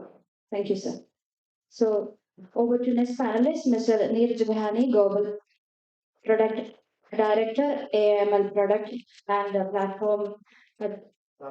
Dhanambi, he leads AI powered product and platform development, helping organizations translate artificial intelligence into impactful business solutions.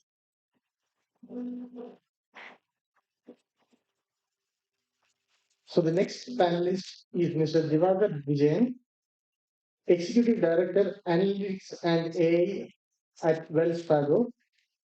He has an extensive experience in enterprise analytics and AI, driving data-led innovation and digital transformation across global business functions.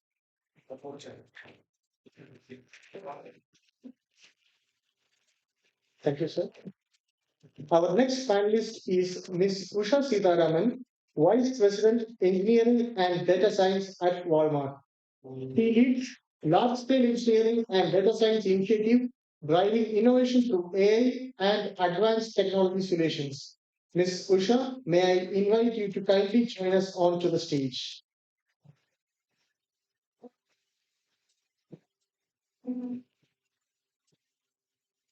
Thank you, ma'am. Joining our panel is Ms. Koilia Ghosh Roy, Director, GenAI and Agentic AI Delivery Leader at Gemini. She leads enterprise and generative AI and agentic AI initiatives, enabling organizations to adapt next generation AI technologies at scale. We welcome you, ma'am.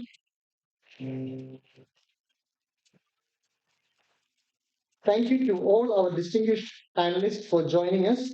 With such accomplished panel of leaders, we look forward to an engaging discussion on the GCC AI Mandate 2027, architecting the nexus of talent, technology, and transformation.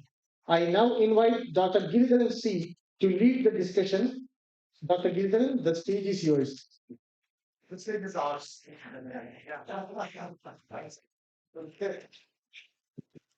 So, first of all, thanks for joining the panel.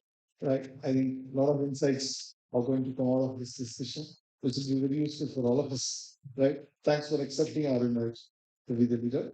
So, before we start, right, I just want to get a quick, heads up from you about whatever we discussed. There are a lot of problem statements, we discussed about the GCCs are facing today, all right, especially from the talent angle, all right. So, what's your thoughts, quickly, all of you, as a can start from William. Hi, everybody. Very good morning to everyone. So it's great to be here, and I wish you all the very best. It's a great initiative, and I think the students will really benefit from it. So today's talent market, firstly, I would say our Indian students are very smart, very bright, They need a bed where they can nurture their innovative mindset and make them creative and not lease them. The education system currently a bit leaves them with their thoughts. I think that's what GenAI Nexus Fellowship is trying to do, break that and make them give them the opportunity to do great things. So our Indian students, our young generation, they just need that light, the heart, and I think everything they have in there. So I think we are in good hands. Thank you. Thank you. Yeah. Yeah. Hi everyone. So, from a talent perspective, I think what we're seeing in the market is there's a lot of demand supply gap right now, which we're trying to address. And I think we are investing a lot of resources in academic institutions in terms of training people. But I don't think now it's matching the quality which the industry is looking for. So, this is a great initiative in terms of bringing all the parties together in terms of making that happen and really excited about it. Thank you. Yeah. First of all, thank you very much again for the invitation, and it's really honor to be at this cohort as mentor and be a part of the transformation journey for solving one of the challenges that we face on day-to-day basis: talent problems. AI has always been the culprit to say that it will make jobs disappear, but in reality, we are still looking for talented individuals who can really help in our transformational journey. And that's where we are putting a lot of efforts and a lot of focus. So this program, which comes in handy for all of us as GCC leaders, will really solve that problem, which gives us an insight of how these talents are nurtured, from day one, and gives us that insight on the capabilities and the competencies that they bring to us. Gone are the days when we were spending a lot of time on talent onboarding and the journey of them getting ready for any contributions. Now in this age, we expect from day one everybody is contributing meaningfully, no matter what background you're coming from, no matter what skill sets you're coming from. You should be an individual contributor from day one. And from that perspective, this readiness platform, uh, you know, uh, which helps students to become job ready from day one, would be really tremendous contribution. And I wish all the best and looking forward to contributing there. Thank you. Nitin. Thank you all for having me in this company. I have a slightly different view on the talent piece. As AI and the ecosystem evolves, I feel definitely there are a lot of changes that are coming where student themselves have to be equipped with knowledge, tools, and attitude. But similarly, the companies are also evolving. So it is in a state of flux currently, is what I see, and will not reach the steady state. This will be a space, maybe a year or two, where everybody will try and find equilibrium, and we will all have to say this together. And there are foundational aspects which majorly don't change over time, and there are fleeting aspects which have to be aligned by them. So that is something that we have to seek and match for both the supply and the demand side options. That's it. Yeah. Thank you. Hello, everyone. Thanks, Dr. Giri, for inviting me here. Um, One of the things that I'm seeing is internships specifically for students with industry is not new. It has been there for multiple decades now. What's changing is the way the industry is evolving, the technology is evolving, and the companies are also evolving. The companies are transforming at a much, much faster pace. Okay, somebody was telling before, every quarter we are seeing something changing. So the academia has to move at that fast pace. Usually, academia doesn't move at that fast pace as the industry. It is our responsibility together as industry and academia to navigate the students because I've met a lot of students during offsite interns. We meet every year whenever they come to the company, and the first question they ask is, well, what I'm doing right now, will it remain like after 6 months? Will I have a job after a year? And these are real concerns. So it becomes our moral responsibility in some way to navigate this new talent in a right way so that we are able to provide them the right support. So this definitely is a wonderful program to create this immersive experience. I love that 80-80-80 kind of a split. So which is more like an experiential learning also. Thank you, Nitin. Very much. Question. In fact, the first question that I was about to ask you is that only. you answered, well in advance because the universities are putting a lot of efforts, to match the speed of the industry. Having a lot of partners across India. I visited, I met students more than a million. Everybody's striving hard to match the expectations of the organization. But there are very fast dynamic developments are coming in the industry. They are not able to match it. So one point you touched is a wonderful point, that is internships, right? So today I could see a lot of global hackathons, challenges, everything. Even Walmart has got started and kind of a thing, which gives a platform to all the students. It's a level playing field. Whether you're from IIG or a tier four innovator, it doesn't matter. If you are a good talent, you please come and participate. I think this program will definitely address that particular preparing students for that. Great. So now the question goes like this. Probably I will start with Rajan. Okay. Um, since a lot of things are going on, technically, what are the things which the students have to learn, right? What specific technological subdomains within generative AI are driving premium hiring inside GCC? And how does sustained mentorship from GCC leaders build this level of deep tech capability? Prominently, the subdomains which is driving business today, engineer. I think that's a very valid question. And to your point on hackathon, just want to remind that Deutsche Telekom Digital Lab is also organizing a hackathon for hiring. Oh, That's there next weekend, 24th and 25th July. So in case you want your students to participate, we will be willing to please share it with us. Does not matter what background you're coming from, does not matter what Yeah, exactly.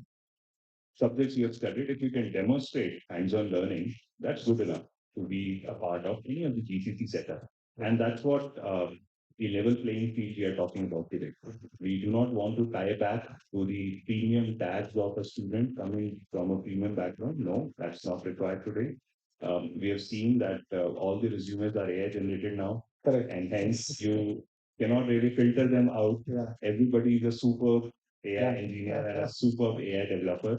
So it's very hard to tell them, and that's where hands-on learning capabilities comes into picture. And the ways to demonstrate those hands-on learning capability comes from these kind of hackathons and any kind of profiles that they build on, open source kind of contributions. Now, from that perspective, the skill sets that we are talking about is the fundamental to any of the GCC setups today, because we are not talking about few hundreds of rows. We are talking about millions and billions of transactions that we handle every day. From that perspective, I'm sure whether it's retail, whether it's healthcare, whether it's telecom, for example, we operate in Germany and rest of the Europe and US. So there are multiple domains that or multiple geographies that we are touching upon. From that perspective, data becomes really key to us. And to mine that data, we have to first understand from the subdomain point of view what that data is all about. So just to understand and fix the data storage with us requires you a lot of skill set. So from that perspective, one of the subdomains within AI field is around data engineering. So the source and the destination parts, your pipelines are good enough. They are having that freshness and recency is being maintained, and you are able to have a good quality data layer being available to you as a foundational element becomes a very critical skill. Now, from that perspective, if you are able to demonstrate that yes, you can handle streaming data, batches data, picking it up from the right source to the right destinations, work with legacy systems, integrations with those legacy systems, because you have to pull in data from all layers, that becomes really challenging. And for GCCs, which are operating from India, and any new GCCs that are coming up, comes with a lot of legacy baggage from the headquarters. Now, they're operating in various channels, they're operating in various geographies, and their legacy systems have to be upgraded to support the newer agents, because we are talking about agents, and agents need to coordinate with those legacy systems, which is a broken window for us. So, from that perspective, second area becomes that from the legacy transformation point of view, the skill set to transform your softwares, the legacy systems, into new age softwares. From that perspective, they are now given two capabilities. One is the software design and one is the intelligence design.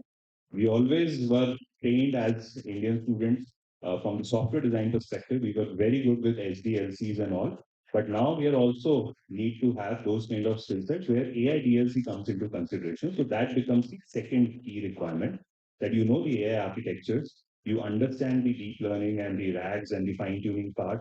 You're able to orchestrate between different agents and different memory databases and vector databases. So that becomes a complete solution in itself.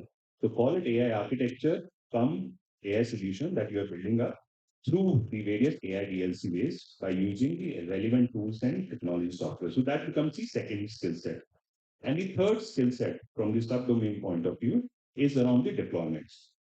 So we are not just talking about local systems that are being developed on my machine, which most of the students are used to, that they develop something that stays in their local systems. People who are able to migrate it to a workable solution, workable space are the ones who are getting this race. So we look at people who can actually deploy the solution onto servers, onto clouds, even on premise. So wherever they feel comfortable, whatever accesses they have to the resources, deployments become the third key part, which is where you have to deal with a lot of LLM ops, you have to deal with a lot of data ops, you have to deal with a lot of DevOps kind of stuff. So operationalizing your code and shipment of your code becomes the key skill or key domain that's there. So I think these are the three subdomains that we are critically looking.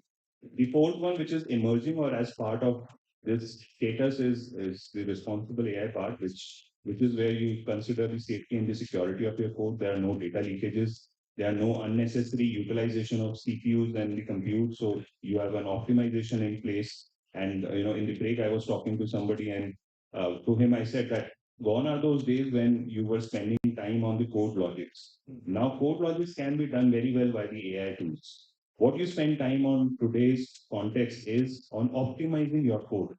Because as a student, as a contributor, if you cannot save me the money that I spend on GPUs, CPUs, and the cloud, I'll be gone. My budget is limited, and I cannot have you the luxury of putting any code on the infrastructure which consumes a large amount from that. So from the financial perspectives, as a GCP leader, we are looking for talent who can give us an optimization problem being solved from the day one, because code writing is no more a skill that we require. So from that perspective, again, an optimization theory, if you can combine with the all three areas, it will be really good with us. Perfect. Perfect. I think very insightful answer. Thank you. My next question, finally, uh, because the mic. Sorry, am I audible? Yeah, yeah. Thanks. So, Priya, the 2027 mandate focuses heavily on agentic AI, right?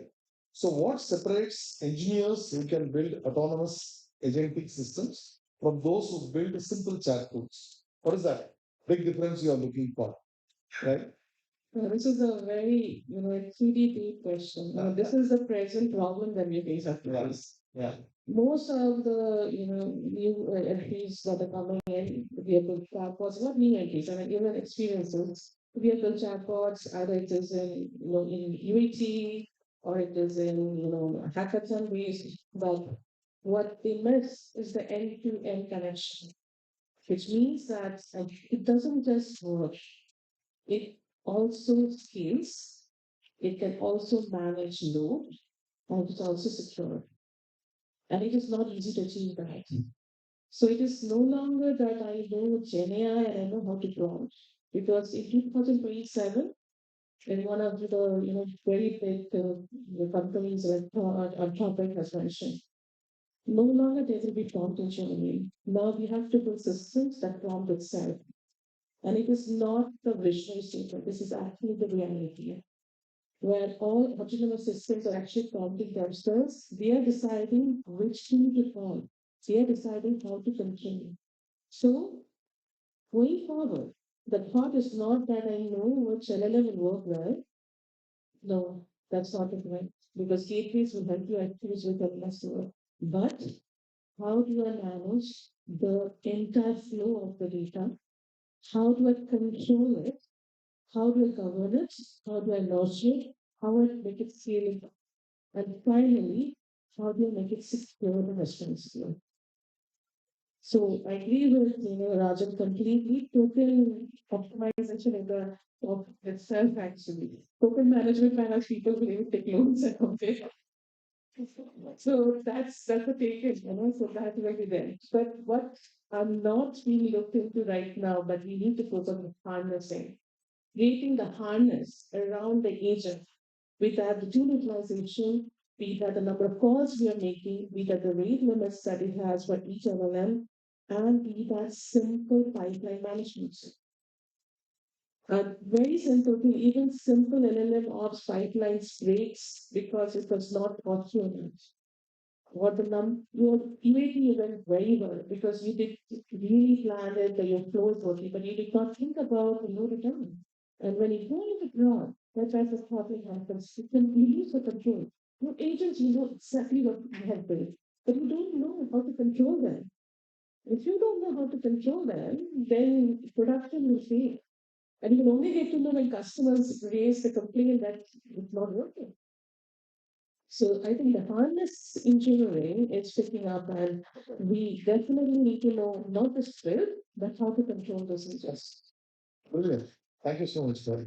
The next question to Vishal. Okay. So, India is becoming a hub for data centers, right? A lot of global organizations are starting data centers, not only in major cities, even if you take places like Visakhapatnam or Coimbatore, kind of cities are coming up. So, as a leader, how do you see this transformation? India is that major hub for data centers.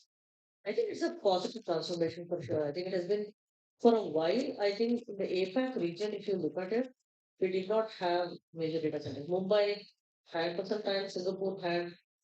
So I think it's time that we have a powerful base in terms of data centers. What it will end up doing is at least we have regions which were in EMEA region and North American region that a lot of deployments used to happen. And maybe it's a disadvantage by design if you don't have this in terms of latency, in terms of cost, in terms of just the calls which goes back and forth. So just having that hub gives a level playing field. And that's what I think it does. It is not like before the data center things were not working. You can still make the call. It'll go all around the world and kind of come back. It just increases the price. It just also shows that the talent wise, right? People have a great opportunity if you have a local data center. Yeah. There'll be more skills that will open up Okay. for core data center work, which I don't think which was happening. Yeah. It was mostly application based, was maybe prioritized for a very long time. So network related, how to deploy data center is a very, very, very different skill. I don't even know if in colleges we have like a specific skill around this. So I remember when in my previous companies when site reliability engineering became like Yeah. Right. started with Google, but it started with this reliability engineering as a discipline wasn't for the industries. They realized that in colleges this is not there. And there were very, very few colleges which started this course, at least on how to you can deploy things, but how do you ensure that it runs once it is deployed scalably and runs custody. So that is where I see that this billions of dollars which is being invested in data center creation is not just about creation, but it will at least open up a huge talent for opportunity. Great. Thank you, Nisha. I think that's a great thing. What you said is, of course, the curriculum is trying to catch up. We discussed many times, but the industry requires a role-based, right? And as you mentioned, site reliability engineer, right? In which semester, which paper teaches that? That's your question, actually, right? So that we need to really answer through this kind of, discussions, master classes from the industry, and also the academic leaders are ready to, produce such kind of big talent. I think it's a very cohesive effort from all of us. That's very important. So, for your point about people opening data centers, Yeah. the students can actually go there and see how it works. Yeah. When you do it just as a theoretical learning, I don't think It you was. really understand. Right. That has been the biggest gap that I think all these courses and programs are trying to actually solve. That's right. That's right. Yeah. I'll just add on to that. I think we talked about roles. If you can just divide the roles into four broad areas: data, intelligence, compute, and infra. You'll find all the roles fitting into these four broad domains. Brilliant. If you can handle data, if you can handle intelligence, if you can handle infrastructure, and if you can handle compute, okay, GPUs and CPUs. So all the NOC teams and SREs and LGs and AI engineers, full stack engineers, they all fall into these four buckets. And if you can just prepare students towards these roles across these four buckets, I think that will solve. Thank you. Thank you so much. Right. When we talk about the data or the cloud or all these things, immediately security comes to mind, right? With all these things, there's the question for it. You know, so security and AI governance are primary blockages preventing enterprises from putting GenAI systems into production. Right? There are a lot of discussions are going on there. So, what must emerging engineers understand about real-world AI safety, guardrails, and compliance?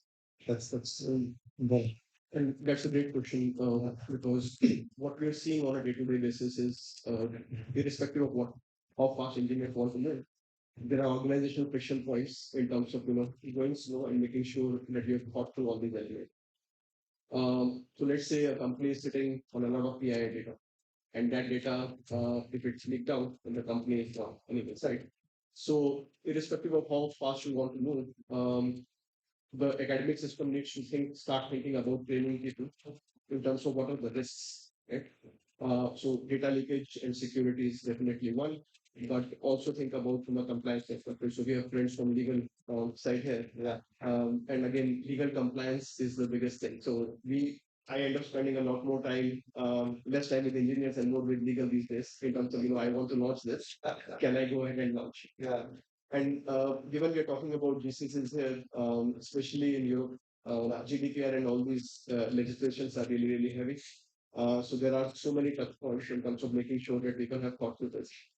Now, what is happening is right now, students and even practitioners in the industry, they will take the data and they will start, working on cloud or all those other things. But organizations are putting in guardrails that this data doesn't go out.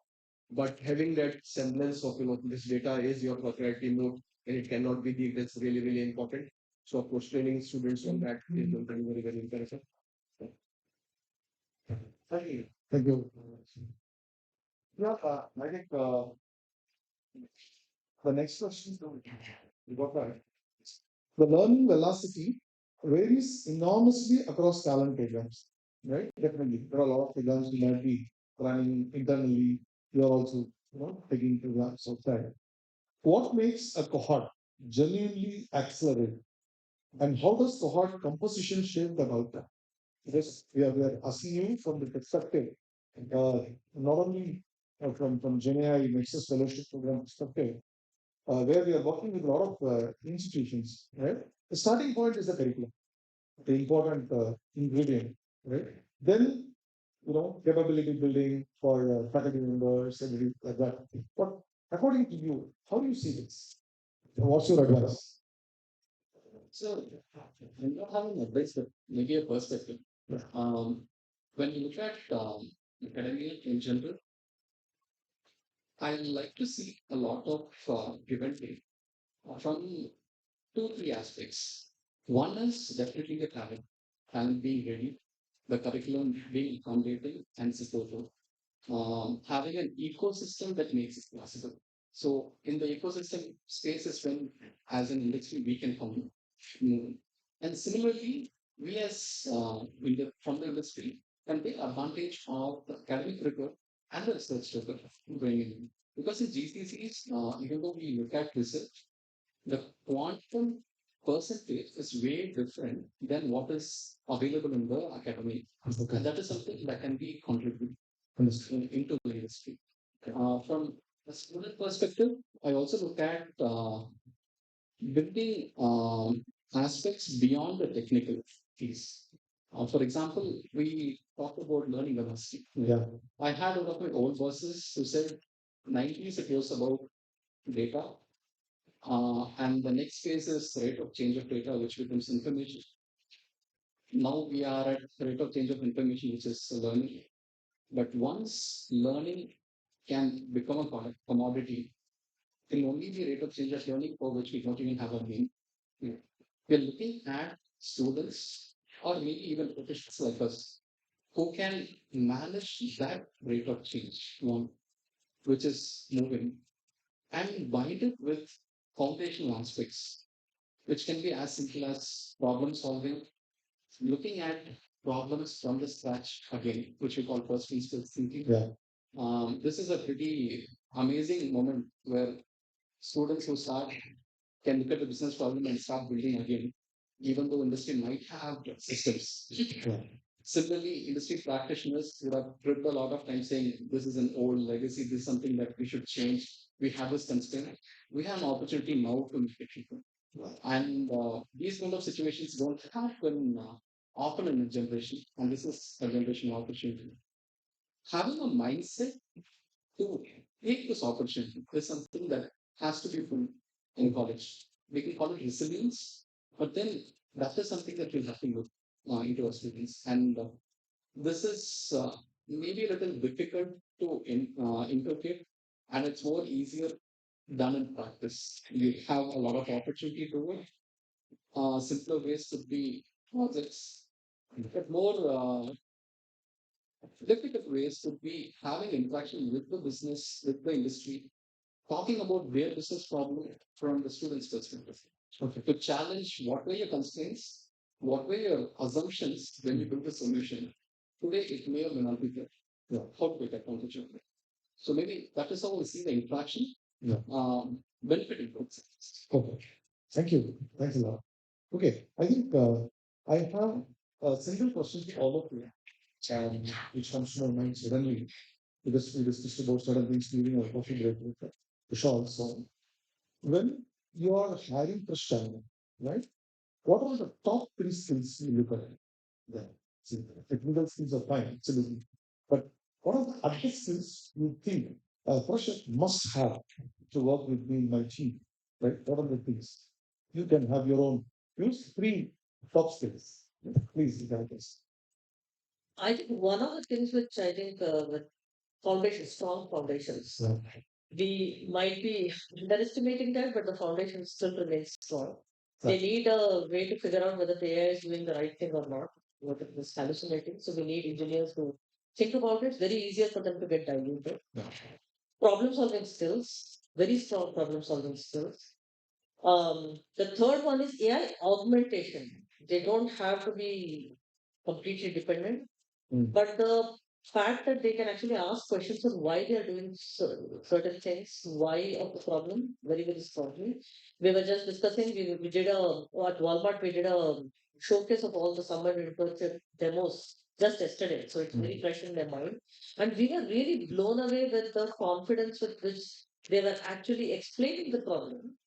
And we felt that why didn't people actually think about this problem? They just come for 2 months and they're able to solve it. But the confidence with which they come up with options.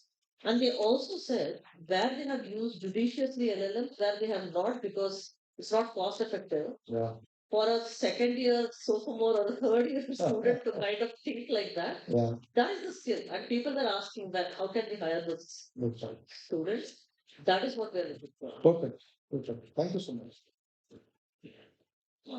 From my perspective, I think has a lot of overlap with what Shan said. Business problem solving, definitely one. And this does not need a lot of business information or industry information. It needs curious mind and a logical thinking aspect. So that definitely is something we look for. Technical, yes, like you said, that is foundation. Yeah. We also look at the attitude a student brings while working in a group. Um, this is something we focus on primarily because even though we will have individual heroes coming emerging, but the work done which speaks actually is because of a group of people making it happen. And we look at how a team member can complement each other from that aspect. And foundational basics, we definitely look at statistical knowledge going towards generative AI. Yeah. Reason being, we also look at candidates who can choose different tools for different problems with a given reason. Cost might be one.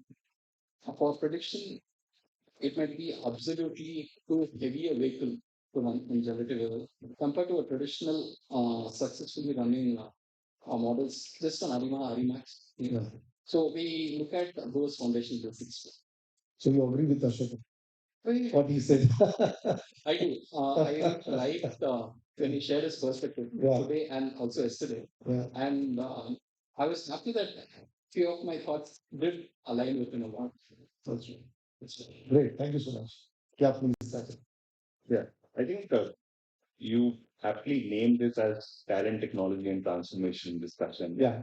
From that perspective, I think GCCs are going through, or at least from my perspective, GCCs are going through, 3R phases: reskill, redesign, and re-embed.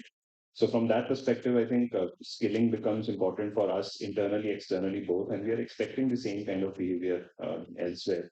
Redesigning the processes and the way talent becomes part of that redesign process, and we are also letting them the opportunity to be a part of that, thinking of or contributing to that redesign. And we are measuring all these changes through objective and key results, so OKR frameworks. That's what we are putting it back. So from that perspective, they're just, you ask for the three things that we look at. The person should be able to have a workable AI in place, an optimized AI in place, and safe AI in place. Workable in the sense, I don't want people who just work on one component. That has been the flavor that we have been saying from the past, that you are just good in analyzing things. You're just good in fine tuning things. You're just good in vector databases and the integrations. No, we want end-to-end solution. It should be in a workable state. That's the first skill. So no matter how you do it, you should make it work.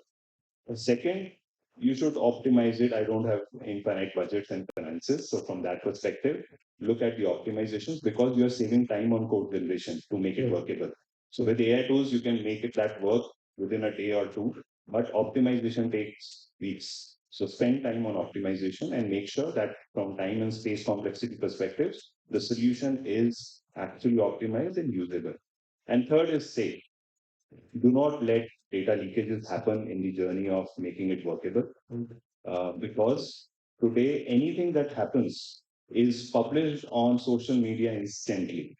So any retail applications, any consumer facing applications, consumers are waiting to make AI mistakes and finding mistakes in the AI solutions that are available and using social media to propagate that immensely.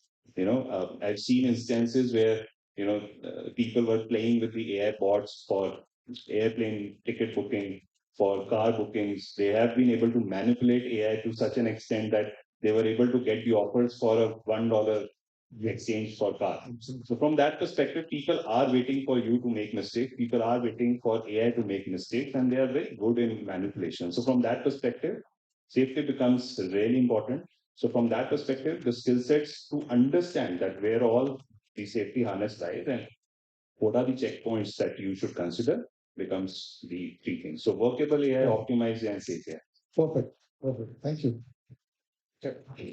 So my fellow colleagues have talked about all the skills. So I'll take a slightly different route. Please. If you go on LinkedIn today and look at the collective wisdom which is being poured by everyone, we do not need this today. Everyone is already trained, right? Which is not the case. I mean, I interview people, and it looks like they have been working on GenAI for 10 years. But when you start drilling deeper, you see the challenge, right? So I think my perspective is if you detach yourself from the technology and look at how coachable someone is, how in depth they think about things, uh, can they go deeper into one thing rather than talking about 10 things, because those are all buzzwords, and explain it to me from first principles. The moment that's you haven't thought about the problem at all, right? So I'm looking for those signals behaviorally, and I agree with all of the things which were said. Those skills are required, but I think those soft skills and the discipline to go harder into problems is what matters. Exactly. Exactly. That's what is required. Need of the yeah. Yes, I absolutely agree with everybody, but I agree with you actually here more because soft skills and that is innovative mindset. Innovative mindset and critical thinking are the abilities that we definitely need to impart into our, in our industries. We are very smart, but we cannot innovate. Somehow, very few innovation, that the best innovation did happen, but somewhere we got lost in the game because our education system doesn't allow us to think innovatively. We need to make that change in there so that they can break free of the shackles and they can start thinking, okay, can I look at it differently? Foundations do matter, but sometimes even foundations can also be changed. It doesn't need to always work in this way. You can even question the foundation too, and we should give that ability because that's how innovations happen. That's how AI came into place. That's how GenAI came into place. So innovative thinking is something that we definitely need to encourage our into our all students. And critical thinking. How do I go through the process? One thing you mentioned, right? But if I don't know how critical thinking works, I'll never be able to guide myself to think through them in a systematic manner. And finally, failure resistance. I mean, there will be, multiple times you will fail.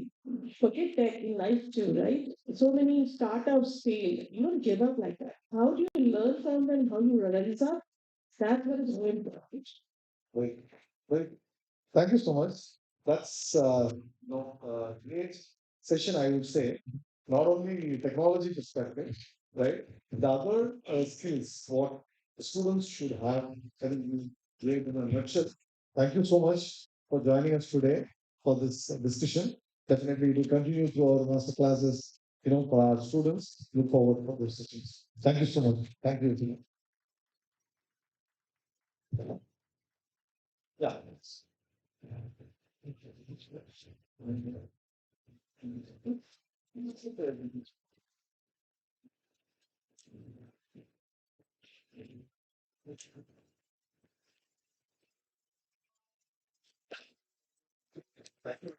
Yeah. Oh, insightful.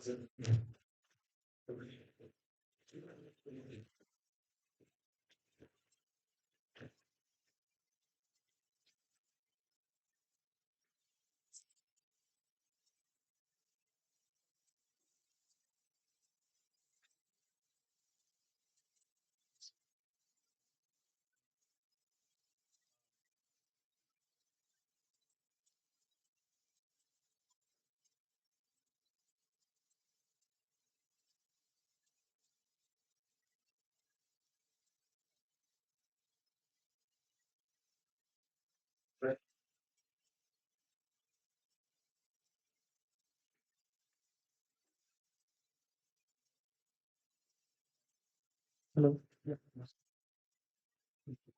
Thank you, Dr. Gillian, and thank you to all our panel members, GBP panel members. So we are moving to open house session. Over the past few weeks, we have received many questions from students and our partner institutions about the GenAI Nexus Fellowship. To make the best,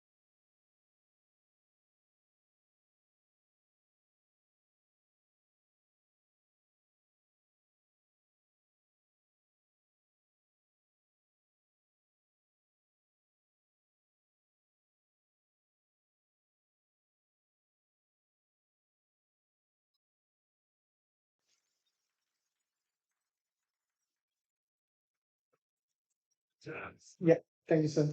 As he joins us, Mr. Matthew David brings extensive experience in leadership development and organizational transformation, helping build future ready teams across global organizations.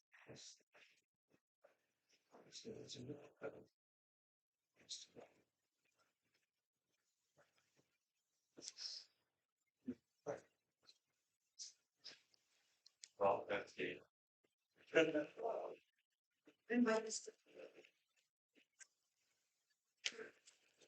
that's the style of your. Yeah. It's too long opening. Thank you, Jenna. Thank you so much. All right, great, fantastic.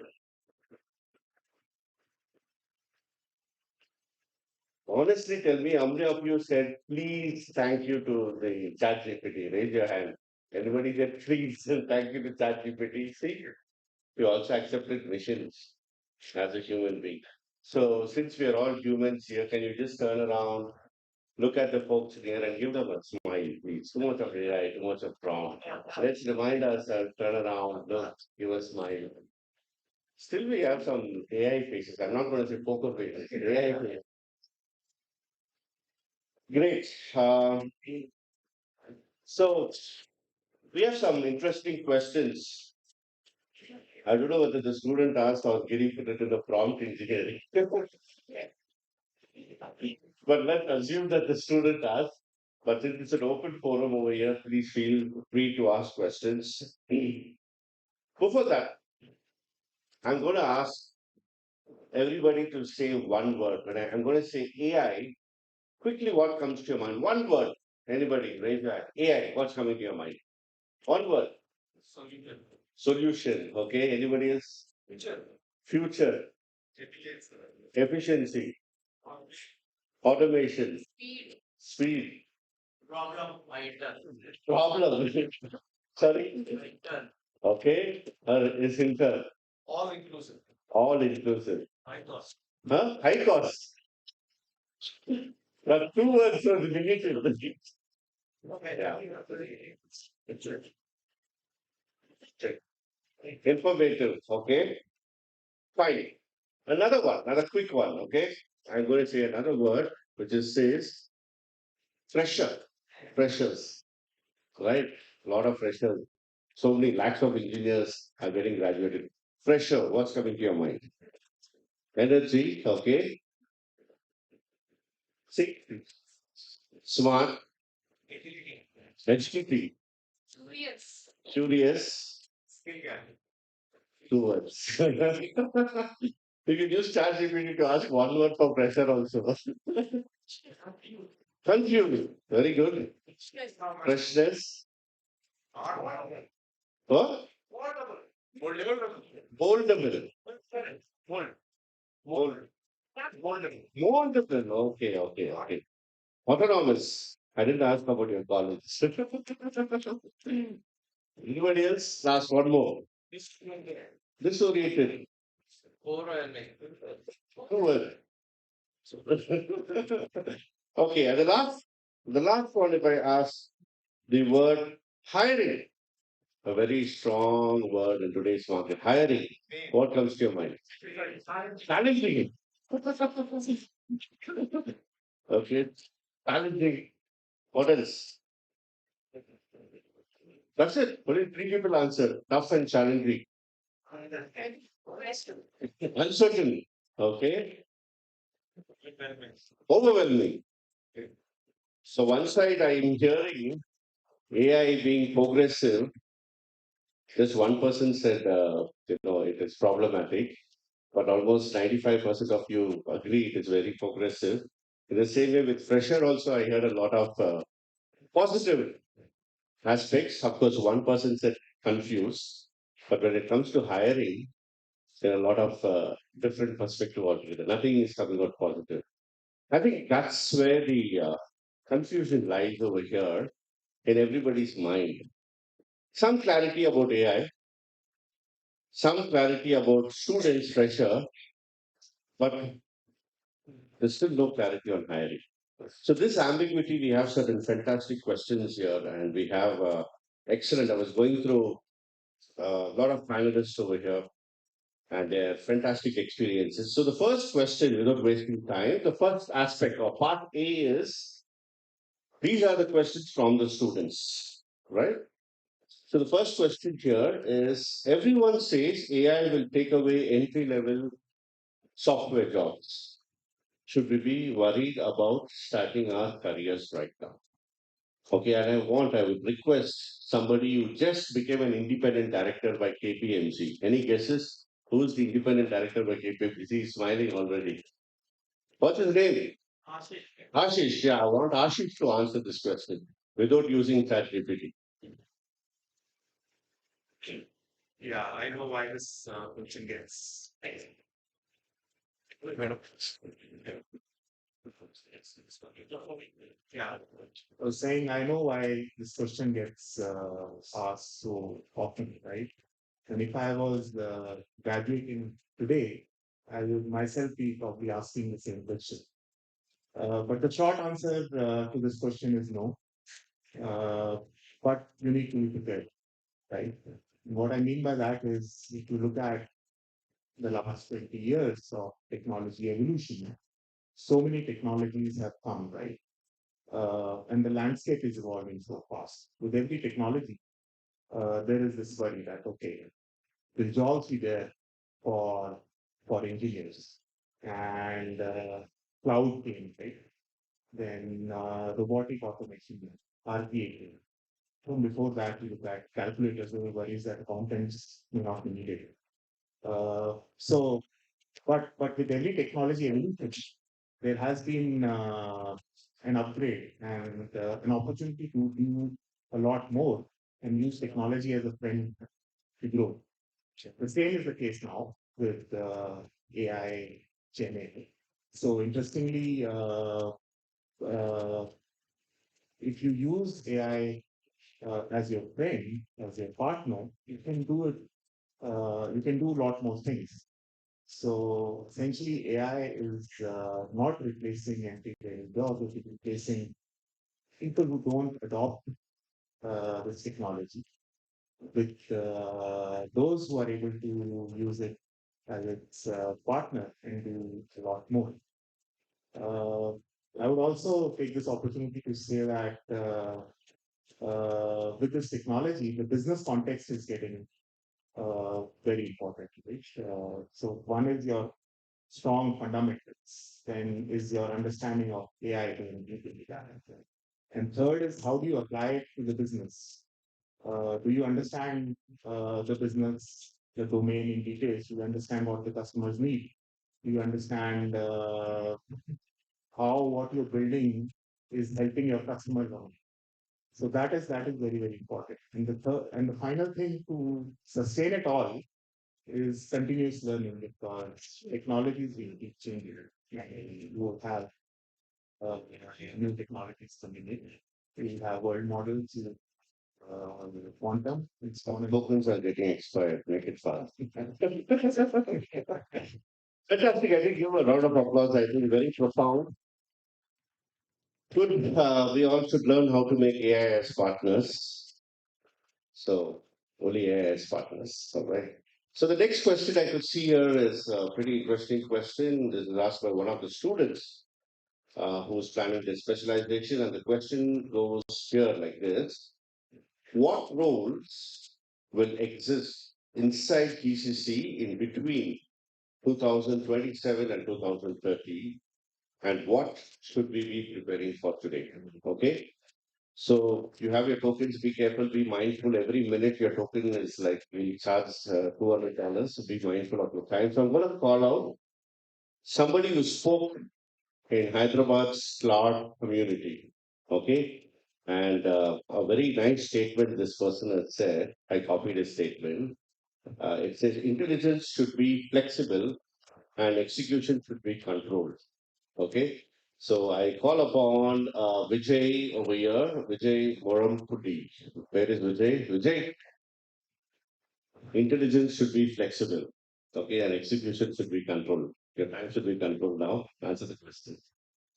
Thank you for the question. What roles are going to exist and taken away? The way I look at it is that technology is changing faster than ever.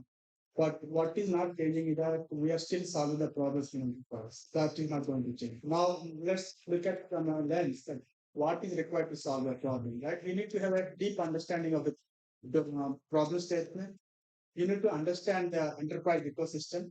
You need to understand where things go wrong. There's the important concept called design thinking. Design thinking will help you to look from a problem perspective and understand why it is really a problem, right? And what are the ways that are tried and why it is not solvable today, right? Next thing is that you need to have a system thinking to understand the entire landscape of an enterprise. That's where you know that what you are going to solve, how it is going to fit in the larger scale. Then critical thinking, many people talk about it, right? It helps you to understand where things go wrong and you can consider ways to make it right. So these are the broad skills that are required for us. Of course, from a technical point of view, my recommendation is that people are talking about generative AI and agentic AI. They are the new version of the technology to solve some of the advanced problem. But we are still using machine learning, deep learning, digital technologies, and rule-based system as well, right? So you need to have combination of all this to solve the problem in any. Thank you, Vijay. Excellent. Design thinking, system thinking, and critical thinking. Fantastic. Very well summarized. And you saved a lot of tokens as well. All right. So the next question, pretty genuine question, which says, what skill genuinely matters? So many skills are there, right? But in case if somebody's hiring, what skill genuinely matters to get hired, specifically to roles which are AI related, right? In fact, most of the roles are now AI related, irrespective of what. And one more interesting point the student spoke about is what is actually overrated in today's world. Okay, so let me call somebody who highly spoke in NASCOM AI. So we have here with us Pani Kumar Verma, who recently spoke at NASCOM AI as well. So let's hear your wisdom. I want to hear about the overrated aspect as well, Pani. Sure. So previous panelists actually covered most of the points which are needed. So for me, the two main things are problem solving and curiosity. So that matters more than anything else, and the adaptability of learning. So that those are the skills which I would look at when I'm hiring, and those are the most difficult skills to get. Not now, but even 2 years back or 3 years back. So that is the most important thing. The overrated thing with the help because of adoption of AI would be the certificate courses or the theoretical courses which people complete for a weekend or and have which coming on their resume when we see them. So those are overrated according to these. Make it fast. Thank you. Lovely. Lovely. Give a round of applause here. Lovely. Excellent. Okay, the next question here is asked by a student saying exceptional engineering talent is emerging from campuses in every part of our country today. When it comes to modern GCC hiring, what truly wins? Demonstrated skills or does the institutional brand still matters? Right? When it comes to credential, you have your institution brand as well. I don't want to name those institutions, but only the skills matters. Let's say somebody from a Cat C city in a small institution with exceptional skills. So the institutional brand matters. So for this, somebody who broke their head for the last 16 hours, 2 days of intensive generative AI mastermind training he underwent. I don't know whether he's still in his consciousness, but let me call Himanshu Agarwal. Himanshu, where is Himanshu Agarwal? I hope you are still conscious after the 16 hours of intensive mastermind.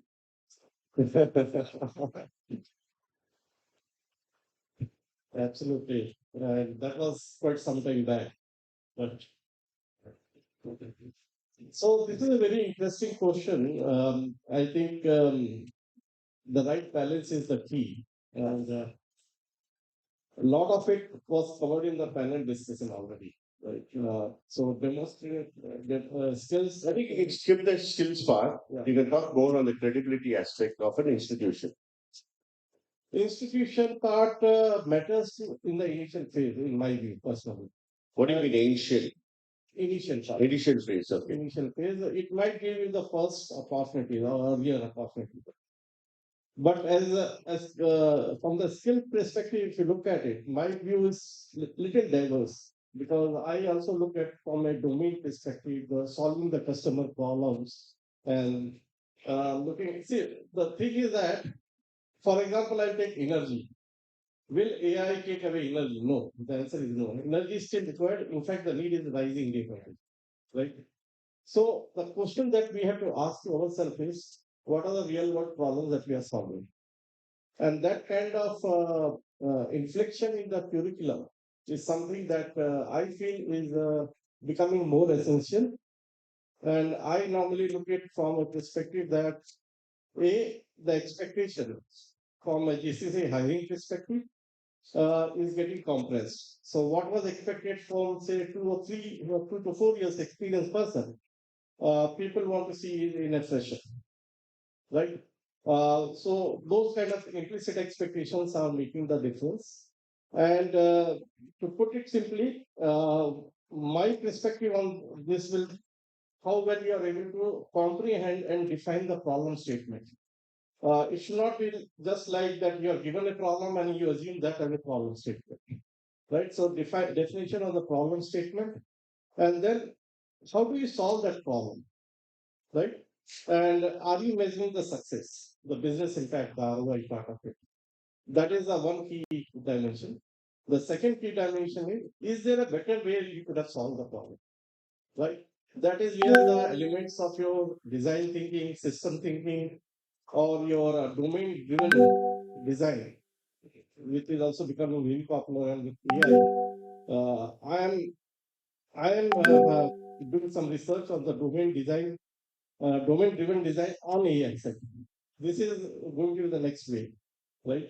Uh, and this will give rise to ability of looking at how what AI can do for you, what AI cannot do, and what you should put in from agents, what you should build as a review mechanism in AI as an agent, and where should you take in the human input, right? So people who are able to freshers or the students, if you are able to do this kind of thought process and demonstrate it to the hiring leaders, I think this will be like hot cakes. Thank you, Masud. Excellent. Thank you so much. I think impact is the buzzword which is anyway going on around. So we'll quickly jump to the next question because Himanshu took a lot of tokens already. So the next one goes to my old colleague over here from JP Morgan and Chase. Okay. And recently there was an impact award which his team got. Fortunately for that impact award, I was the moderator as well. So the question to you, Naveen, okay, what do salaries look like in a GenAI roles for early career engineering? Because what I heard is the entry level thing will go away. It will be more skill based specific roles, right? That would be. So would there be a change in the salary as well? Because now that I don't need a coder, or I don't need an architect to build, or I don't need a tester, but I need a specific skill based role, would there be a change in the salary? Great question. Was this from Dr. Gideon or not? So I would answer this little differently. So Sure. recently have been to a NGO. I submitted that one NGO where I was judging. So there's something called like youth skill day. They celebrate youth skill day. I heard it was Pretty closer, we can't hear you. so there like those students were not engineers. I mean that skill set is totally different. They came from different backgrounds. But the concept they presented, they're all related to yeah. What I'm actually saying is like, though I'm not a qualified engineer, but still I can do things better. So, in other words, if I can just present things, the salary aspect like that would be less. Right. So, people could present, I mean, if there are two categories, right? So, some people can just do things for their own purpose. For them, I would say like there is no scope. I will not go for a figure, I will not quote any figure, but the ratio would be very less. The proper that would be very less. So people who can actually build the production on like what our panelists mentioned in the previous. So if they can scale, if they can the products can sustain all kind of real time scenario, they get very so All right. Thank you, Naveen. Thank you so much. But I think Naveen gets a round of applause. But in a nutshell, let me get a quick prompt from this.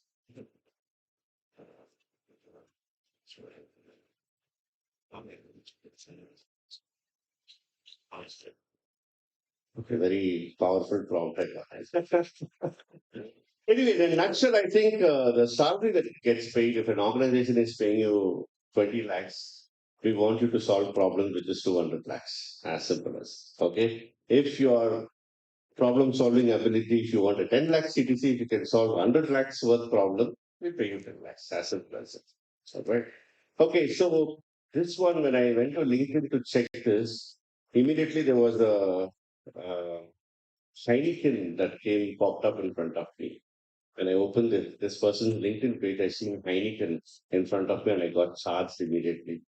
Then I finally went and saw whether it's Heineken beer or something. It was Heineken company. Okay, so from Heineken company, there was a repost he has posted. So I think he's a fan of Heineken.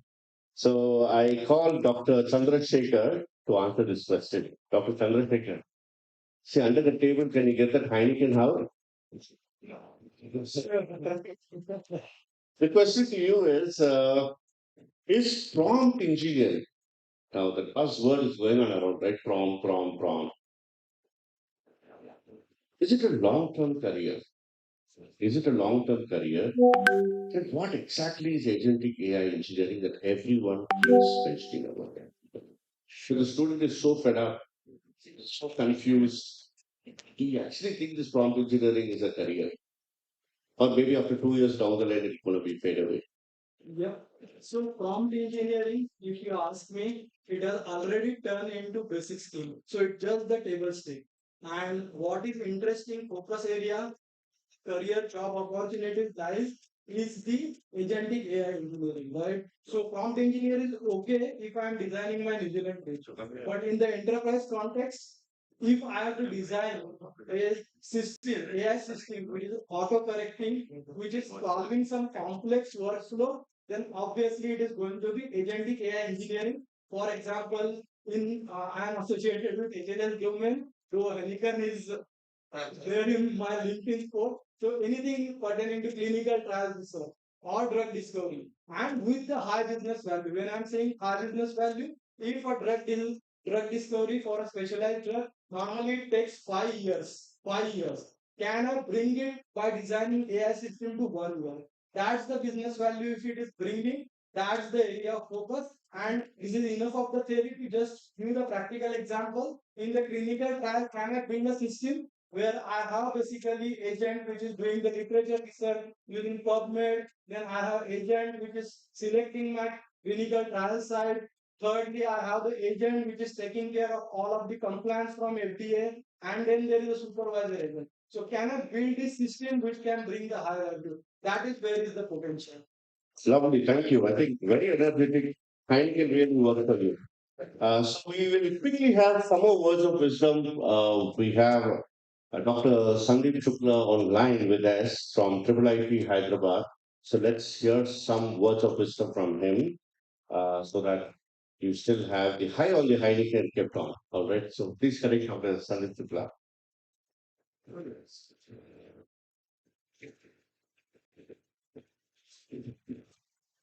So like he is sorry, 2 minutes. All right. Thanks. Yeah, we can. In September, I can say hi. Yeah.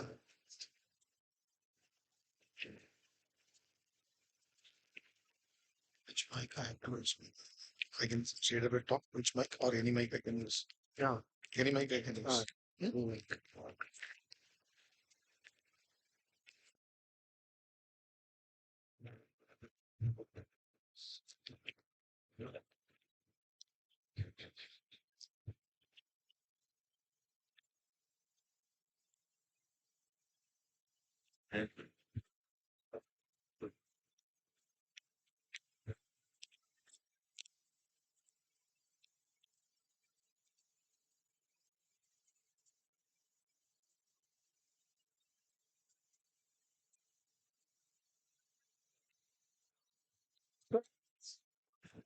Yeah, I think in the meanwhile, person joins. One important aspect, which I think is missed out right now, which nobody talks about for GCC readiness, is also the social cultural aspects. I see a lot of people who have got great technical skills, and students are very well prepared for that, but they are not able to adjust to the ways of working of a GCC setup, because that's a global capability center that we are talking about, and from that perspective, you have to embed yourself into a culture of a European ways of working or a US ways of working or an Australian ways of working or an Asian ways of working. I mean, there are different areas which impacts your ways of working, and hence that becomes an important soft skill. So if institutions can really focus on the social cultural aspect also, prepare the students not just technically but also on the soft skill side, I think that would be a great value to their future. And from that perspective, they can also learn how to collaborate with people from different backgrounds. Because today, post COVID, the teams have become truly global. People are contributing from different parts of the world. Somebody sitting from Greece, somebody sitting from Israel, somebody sitting from Philippines, somebody sitting from India, somebody sitting from states. So there are different people who are coming from different time zones, different kind of languages, different kind of dialects, different kind of expectations, different kind of ways of working. So from that perspective, I think with a lot of technology invasion, we are losing out the ways of working and losing out ways of collaboration with humans. So if institutions can also focus on the social cultural aspect part, I think GCC would really appreciate on that aspect. So just wanted to share that feeling because I thought that it would be covered up, but somehow it got missed, and I thought that it would be a good opportunity. With that, I think we have Sir joining in, so let's hear it out. Yeah. Hi, Dr. Sandeep. Good afternoon. Hope you can see me. You can see your Oh, great. Sorry, I just received this. yeah. Okay. I, thanks for joining. It's great pleasure and privilege to have you virtually. There are a lot of leaders in this room. Okay, we are really missing you this week, but still thanks to technology. So we are waiting for your words of wisdom. Thank you so much for making this day possible with all your support and guidance. Thank you.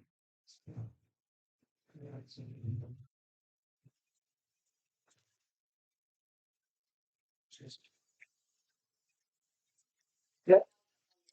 We're making this experience maybe Hello? We can hear you. We can Yeah. hear you. Okay. So I think that it is a good idea to actually take students who are not necessarily from the who are not necessarily from I'm getting some No, we can hear from you. We can hear you. Yeah. okay. So I think it's a good idea to take students who are not really getting the training peer institutes like IITs, etc. But there is a lot of talent, and they went to the universities and colleges where, at various. India has almost 40,000 colleges. Many of them are engineering colleges, but they are not necessarily having the best faculty. But students are both. So this kind of a program where students will be taking this specialized program where they initially will be trained in specific technology, particularly in this case, uh, the AI technology, then having a little exposure to one of the top tier institutes like our and then going to from there to actually have a real project experience in some GCC for a couple of weeks will give them exposure and also will give the GCC an opportunity to select from.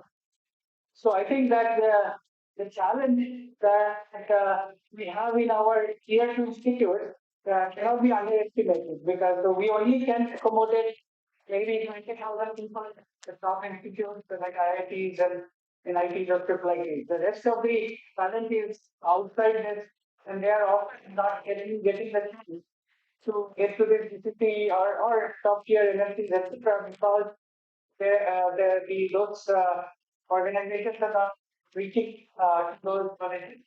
So I think that this is an experiment that they is doing, and I think it's a worthwhile experiment. And if it succeeds in the one or two batches, then it will it will create a benchmark, and we'll then probably be able to scale it further with the help of the GCCs and maybe other institutes like. So I wish all the best for the program success, and I think it will be something that we'll be watching very closely how it unfolds, and based on that, we may actually expand it and make an impact on the talent to employer matching in the high tech. Thank you. Thank you, Dr. Sandeep. As you rightly said, yes, with all the support from GCC ecosystem, all the GCC leaders, and along with you, when it was an idea, right? You gave confidence that yes, this experiment is worth doing it, right? All the leaders have, said the same thing. So thanks for joining, and definitely look forward for a great session, for our students from all of you. Thanks a lot.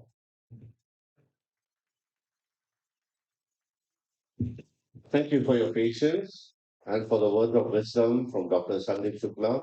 And I completely, totally agree. I think cultural intelligence is one strong after emotional intelligence. Today's buzzword is cultural intelligence with GCC because, like you said, people from Japan, culturally totally different. Poland, Polish people are totally different. Singapore, totally different. I still remember I take care of Asia Pacific and my first connect with Singaporeans. 26 people were invited for the Zoom call. The call was scheduled at 4 in the evening. 3:55 p.m. I logged in.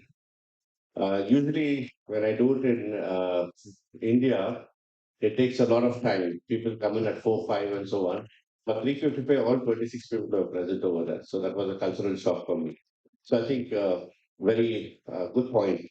Anyway, getting back to the question now, we have next profound question, which I'm going to ask somebody who just got the great managers, a lot of data scientists. Okay, I gave my LinkedIn connection to you. So the question from one of our fresher is, what exactly gets noticed on a fresher's resume? Now, where we have ATS, application tracking system, and all that, which is still going on. But what is that one keyword that gets noticed? So, okay, I'm calling upon Puni Rastogi to answer this. And congratulations for your great managers award, Puni. Yeah, hi everyone. So yeah, I'll answer this question in the context that resume is probably still relevant because our fellow panelists just mentioned a couple of minutes ago that hackathons are becoming the new way, or video interviews are becoming the new way of hiring. But fresher's resume is like one pager is a real estate that you really need to optimize. What goes there. So I would put it in two main things: initiative, like your resume should showcase that you have taken initiative. Now, whether those initiatives are taken through projects or through internships or through certification, so you should be able to showcase that. Then the second point is clarity. You can do 10,000 certification, but then if you are not able to, so we see that, I am AWS certified, I am GCP certified, I am Azure certified, but you have not used any one of the cloud platforms to develop something. So I believe you should be able to connect whatever you have learned and demonstrate through end-to-end learning experience. Because I believe, yes, resume does stand very quickly, but I think those are the things that gets really noticed. If you are able to connect and you could showcase that, I built this. Why did I build this? And these are the tools or skills that I have learned that I have applied. So I think Excellent. Thank you so much. Connect the dots. Thank you. We have a next person also received an award recently. He got the Pinnacle Award at the GCC X Summit at Bangalore. So Sumit Ranjan, Sumit, yeah. So let's clap for Sumit also got a Pinnacle Award recently. So Sumit, the question to you is, what does a typical week actually looks like for a early career engineer inside a GCC? Yeah, very relevant question. And since I have less tokens, I'll try to make it very short. Yeah. So typically, I would categorize it into three buckets. One is your Scrum and team coordination that takes your 10 to 20% of the week's time.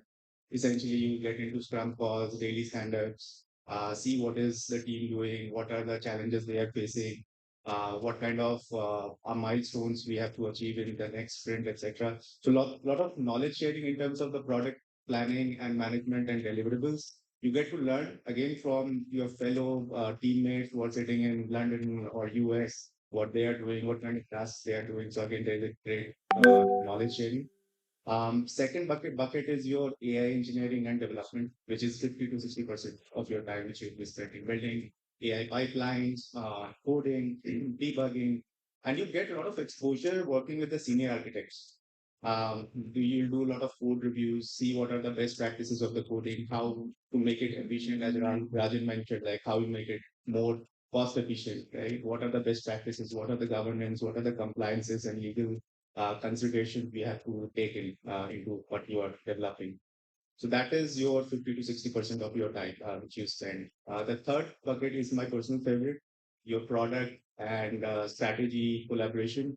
In this, you will work with the product managers, data scientists, product owners like me will get into these calls, really brainstorm on a specific business problem, see what is the right tool, what is the right AI tech stack we need to use to solve a business problem. And in that call, everybody comes in from global, perspective, like somebody's in US or anywhere in the world. We come together, we challenge each other, like what is the right tech stack, what is the right approach, what is the architecture, etc. So there's always a lot of learning throughout the week in all these three different sections of your work.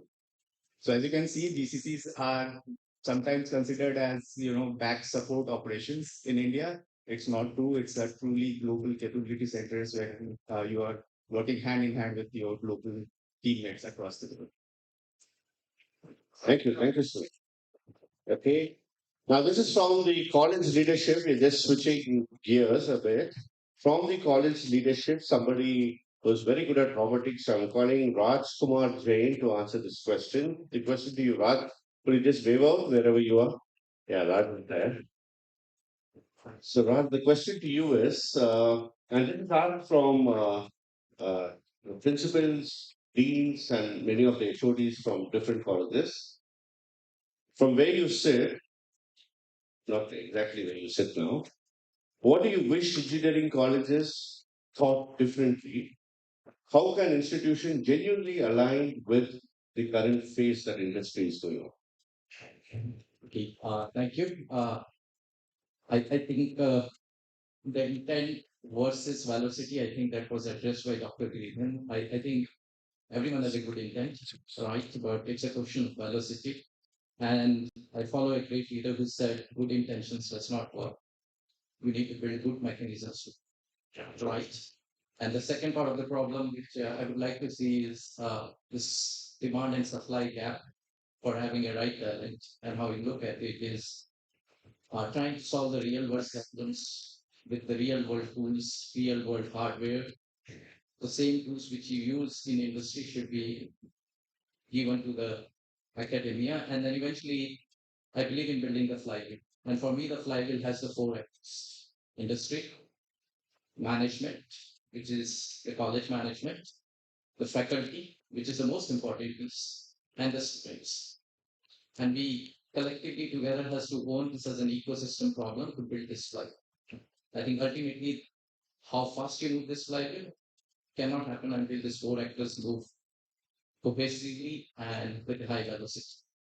And from an industry perspective, yes, industry will give you all the tools, help you build the curriculum, help you give you the real world problems. And I think programs like GenAI Nexus and some of the other stuff which industry keeps on initiating is going to really help build this flywheel. So my call to action for everyone in this room is to let's build this flywheel. Perfect. Thank you. Excellent. Thank you. We are going to the last question. The last question from the college leadership is this is to senior leader in finance. So Vivek Hauja. Vivek. So the last question to you is: technology is turning over every quarter. How can faculties and the placement team realistically stay current? And how can the industries help them to stay current?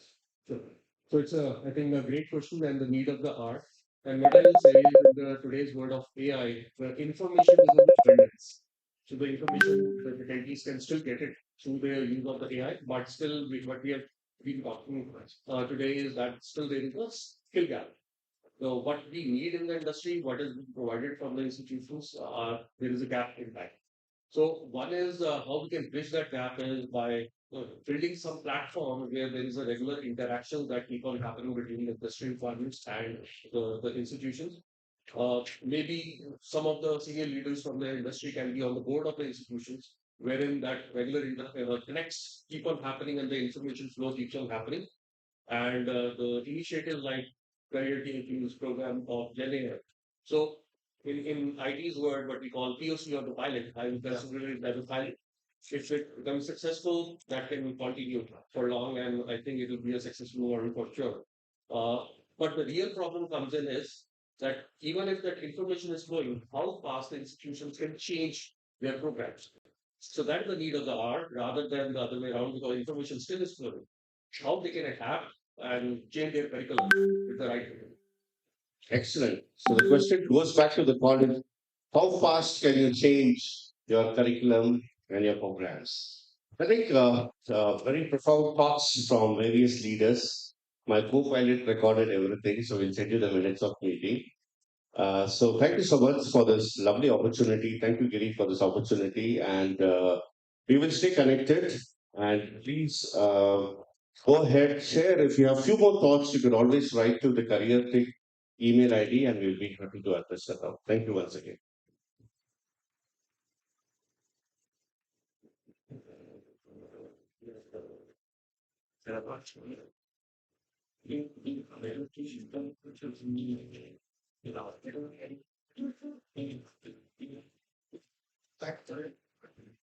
Thank you, Mario sir. Strong academic partnerships are the heart of building future-ready talent.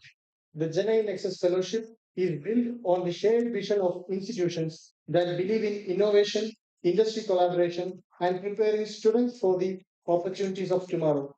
It's now our privilege to recognize and welcome the founding academic partners who have joined CareerTiQ in this journey.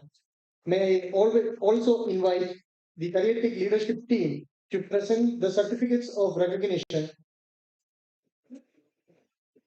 and may I request the representatives of our founding academic partner institutions to kindly come forward as I announce your institution names.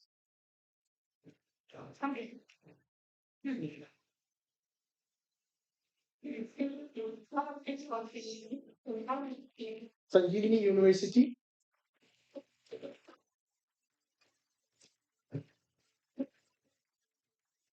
St. Joseph's College of Engineering and Technology, Pune,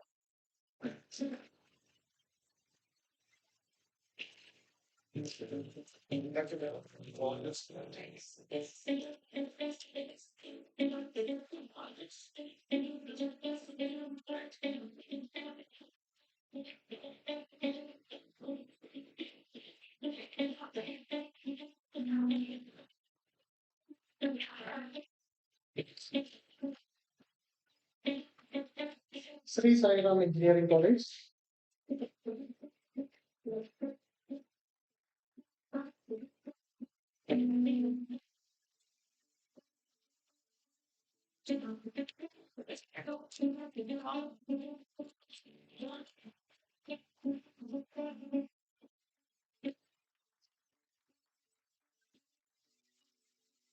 St. Gervais College Autonomous, Changanasheri,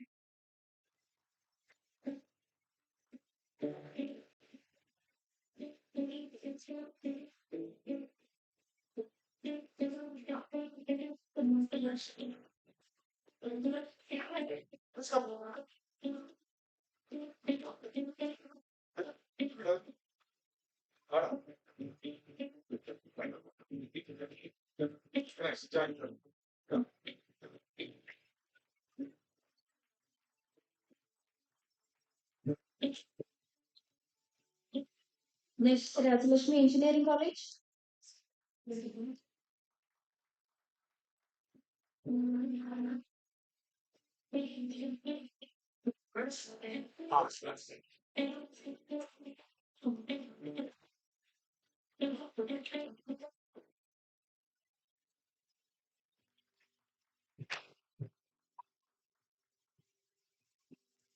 It's lovely professional university.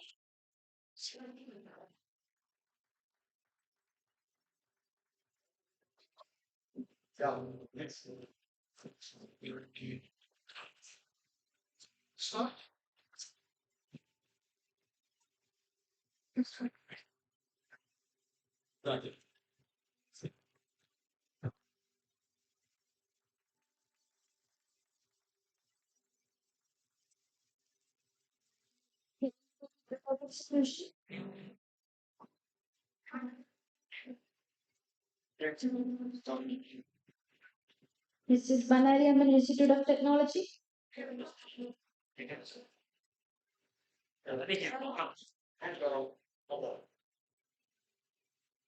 This is KKR and KSR Institute of Technology and Science.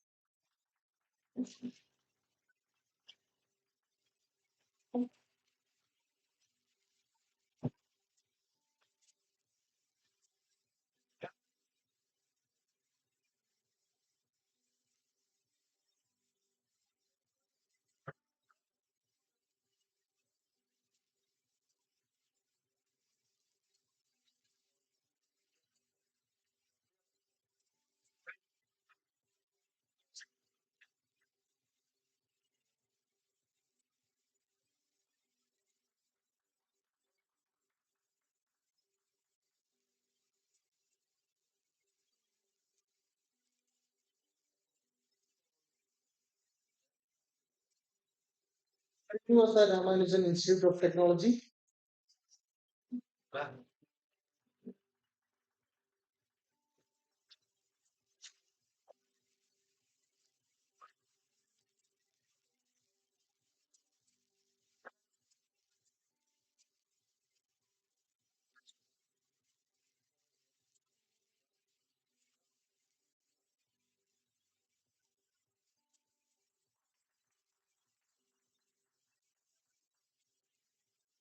Sri Vishnu Educational Society.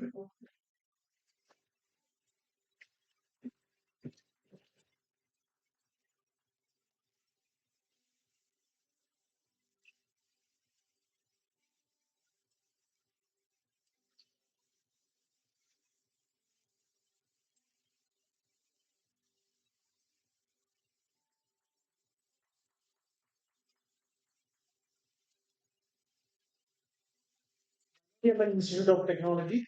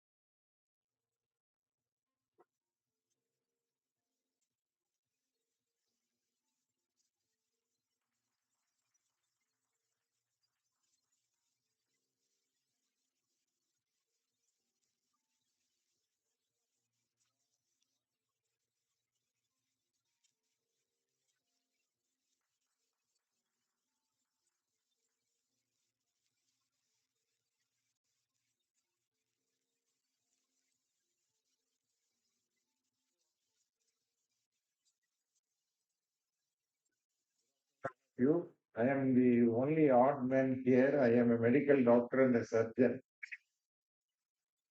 The best investment on any person can have is investment on self-making. In the best investment in self-making is investment of health.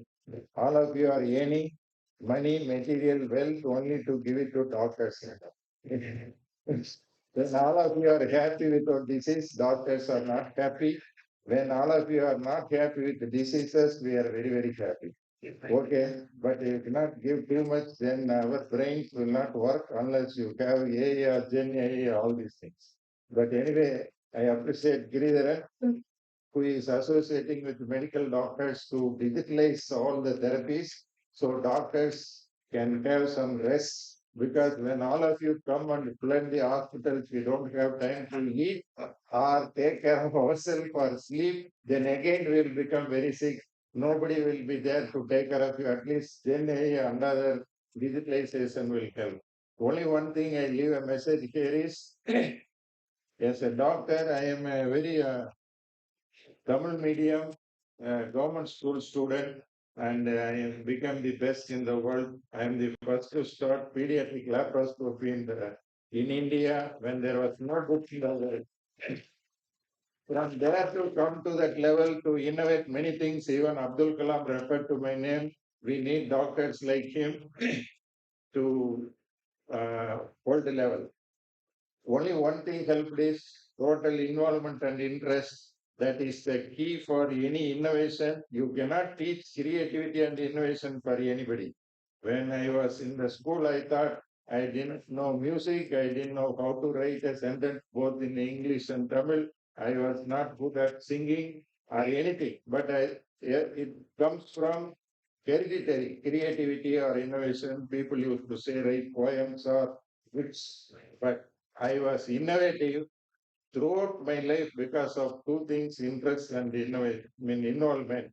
And because of that, many problem solving skills I had. So many of you are mentioning about problem solving skills. Only one thing I leave here is, if you develop total interest on anything, you will be the best. And also, they were talking about soft skills. One of my friends who were associate of Abdul Kalam, Jay Chandra Babu went to America and came back saying in an analysis, between us and Western world, only one difference. Out of 100 people in any country, the ratio is same: intelligence and work pattern, knowledge, skill and everything. But in Western world, as a team, they excel. In India, everybody is individual. So that's why we are not excelling. So for that, we need to develop soft skills. With this introduction, I thank for recognizing me for my presence. Anyway, I am going to associate with him for digitalization of doctors. Thank you very much.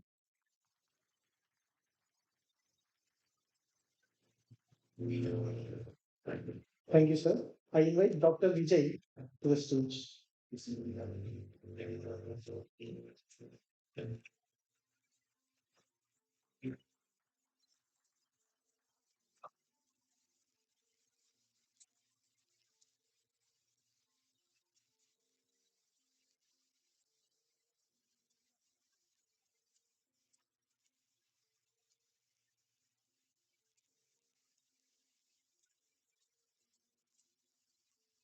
I invite UDIT University.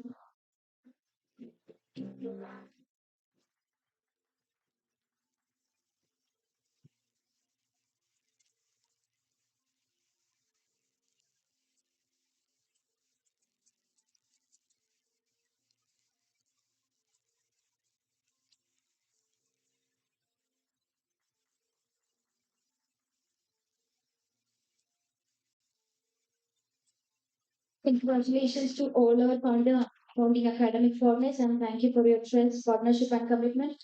We look forward to create a lasting impact together.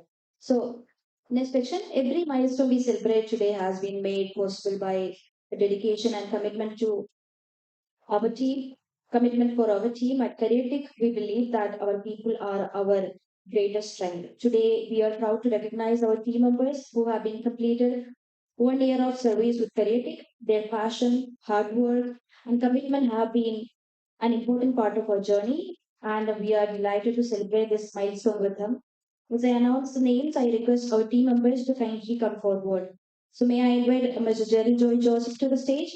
Jerry has played a key role in leading programs and ensuring their successful execution with dedication and commitment.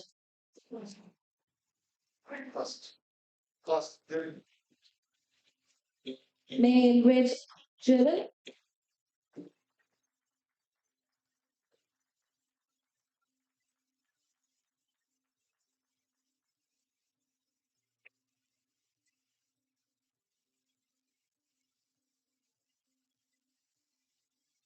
Next, may I invite Ms. Krishnapriya to the stage. Krishnapriya has been dependable pillar of our finance team in supporting the organization with dedication and precision.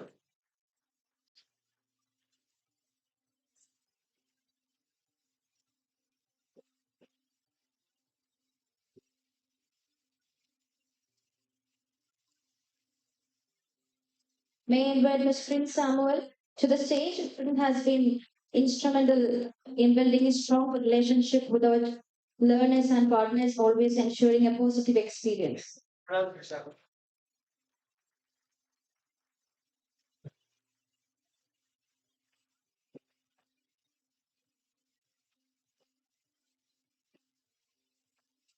May I invite Ms. Meenakshi to the stage as our Chief Operating Officer.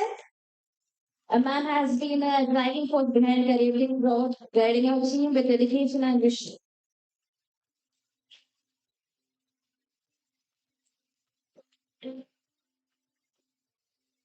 We would also like to recognize three of our team members who are unable to join with us today. Mr. Gautam Manivel, Senior Manager Program Delivery, Cybersecurity. He has made valuable contributions to our cybersecurity programs, helping deliver quality learning experience for our learners. And next one is Mr. Elam Kadir, Executive Operations. He is a dedicated member of our operation team supporting the smooth functioning of our day-to-day activities. And next, Mr. Karan, he's an instructor. DevOps he has played an important role in mentoring and guiding our learners with his technical expertise. So they could not join us today. We sincerely appreciate their commitment and contribution to career. Yeah. So congratulations all our awarded recipients on completing this wonderful milestone. Thank you for your dedication, commitment, and valuable contribution you continue to make to CareerTiQ. So as we come to close of this memorable event, it's time to express our gratitude to everyone who made today's celebration possible. So to deliver the vote of thanks, I would like to invite Mr. Jerry Joy Joseph, Program Manager at CareerTiQ, to kindly join us on the stage. I think before we get into the core science, importantly, we have two more important, I could say, collaboration, right? And they're out here without mentioning them. I think we're missing something. One is we also closely work with communities because I think we feel that that's the way forward. Like we have brought the industry guests, community is one way forward, not just for us, for the students, or you can say talent, anybody. So that way, we've launched GenAI. Before that, I think the first talent development, which CareerTiQ and Dr. Giri and Nisat was about cybersecurity. That's the place we started. So it means an organization focused more on three space, cybersecurity, AI, and cloud. So when we took up cybersecurity, two critical or maybe the winning factors for CareerTiQ were two partnerships, right? With community, you could say we have Major Janvi representing women in cybersecurity. This is a very beautiful, large community working in the cybersecurity space. Yes, whether it is setting up the thesis community inside universities for young engineers, or it's the professional community, they're doing an awesome activity, and we're super happy to host Ms. Janvi. Along with her, we have a very beautiful team of folks who are working out. Thank you, Ms. Janvi, and thanks to the business team to be always great partners for CareerTiQ. Thank you very much. And obviously, when we say cybersecurity, we cannot forget our Fortinet partner out here, academic partner. Kushala is available here. So thank you very much. I think it's also a time for us to thank Kushala. So through whom we have actually launched the cybersecurity expertise. So we go with them as our academy partner. Obviously, we have other partners like IBM, Microsoft, Google, and all, but then definitely mention to Kushala being here today along with us, joining us in this event, and being around with us. Thanks a lot, Kushala. Thanks for being here. With that note, I'll call upon Jill.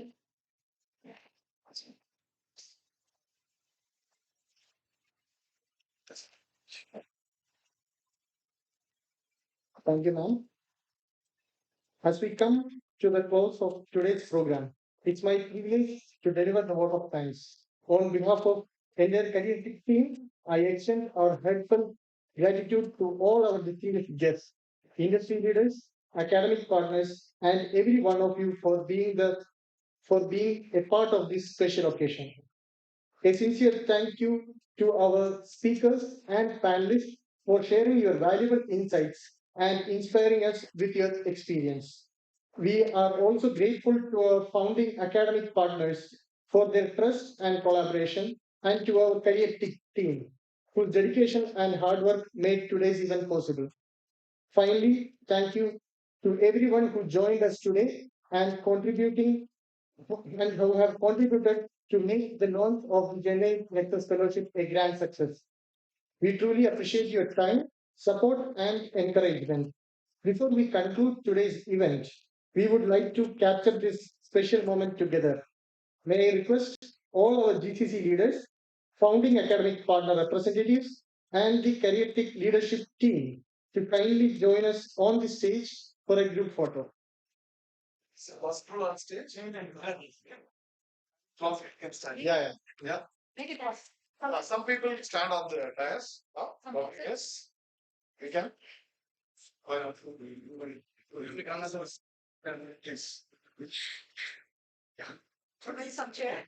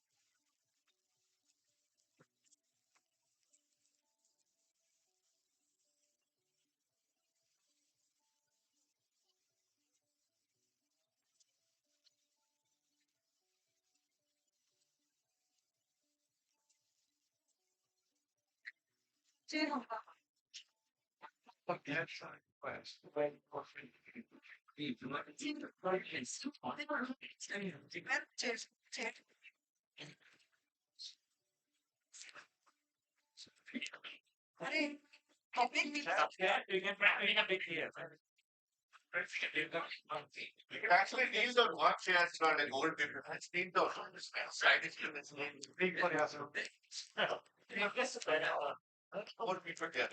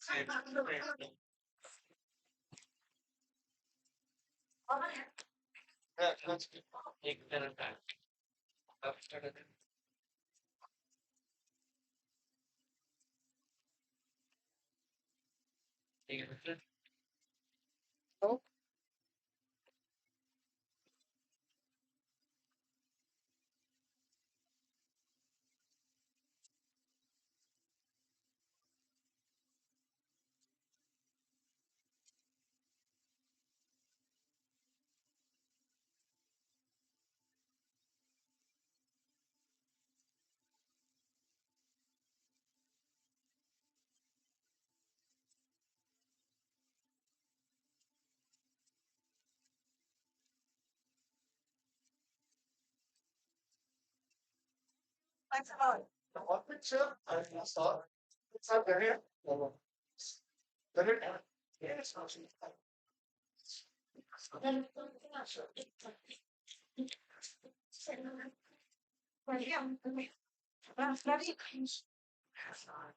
that's good.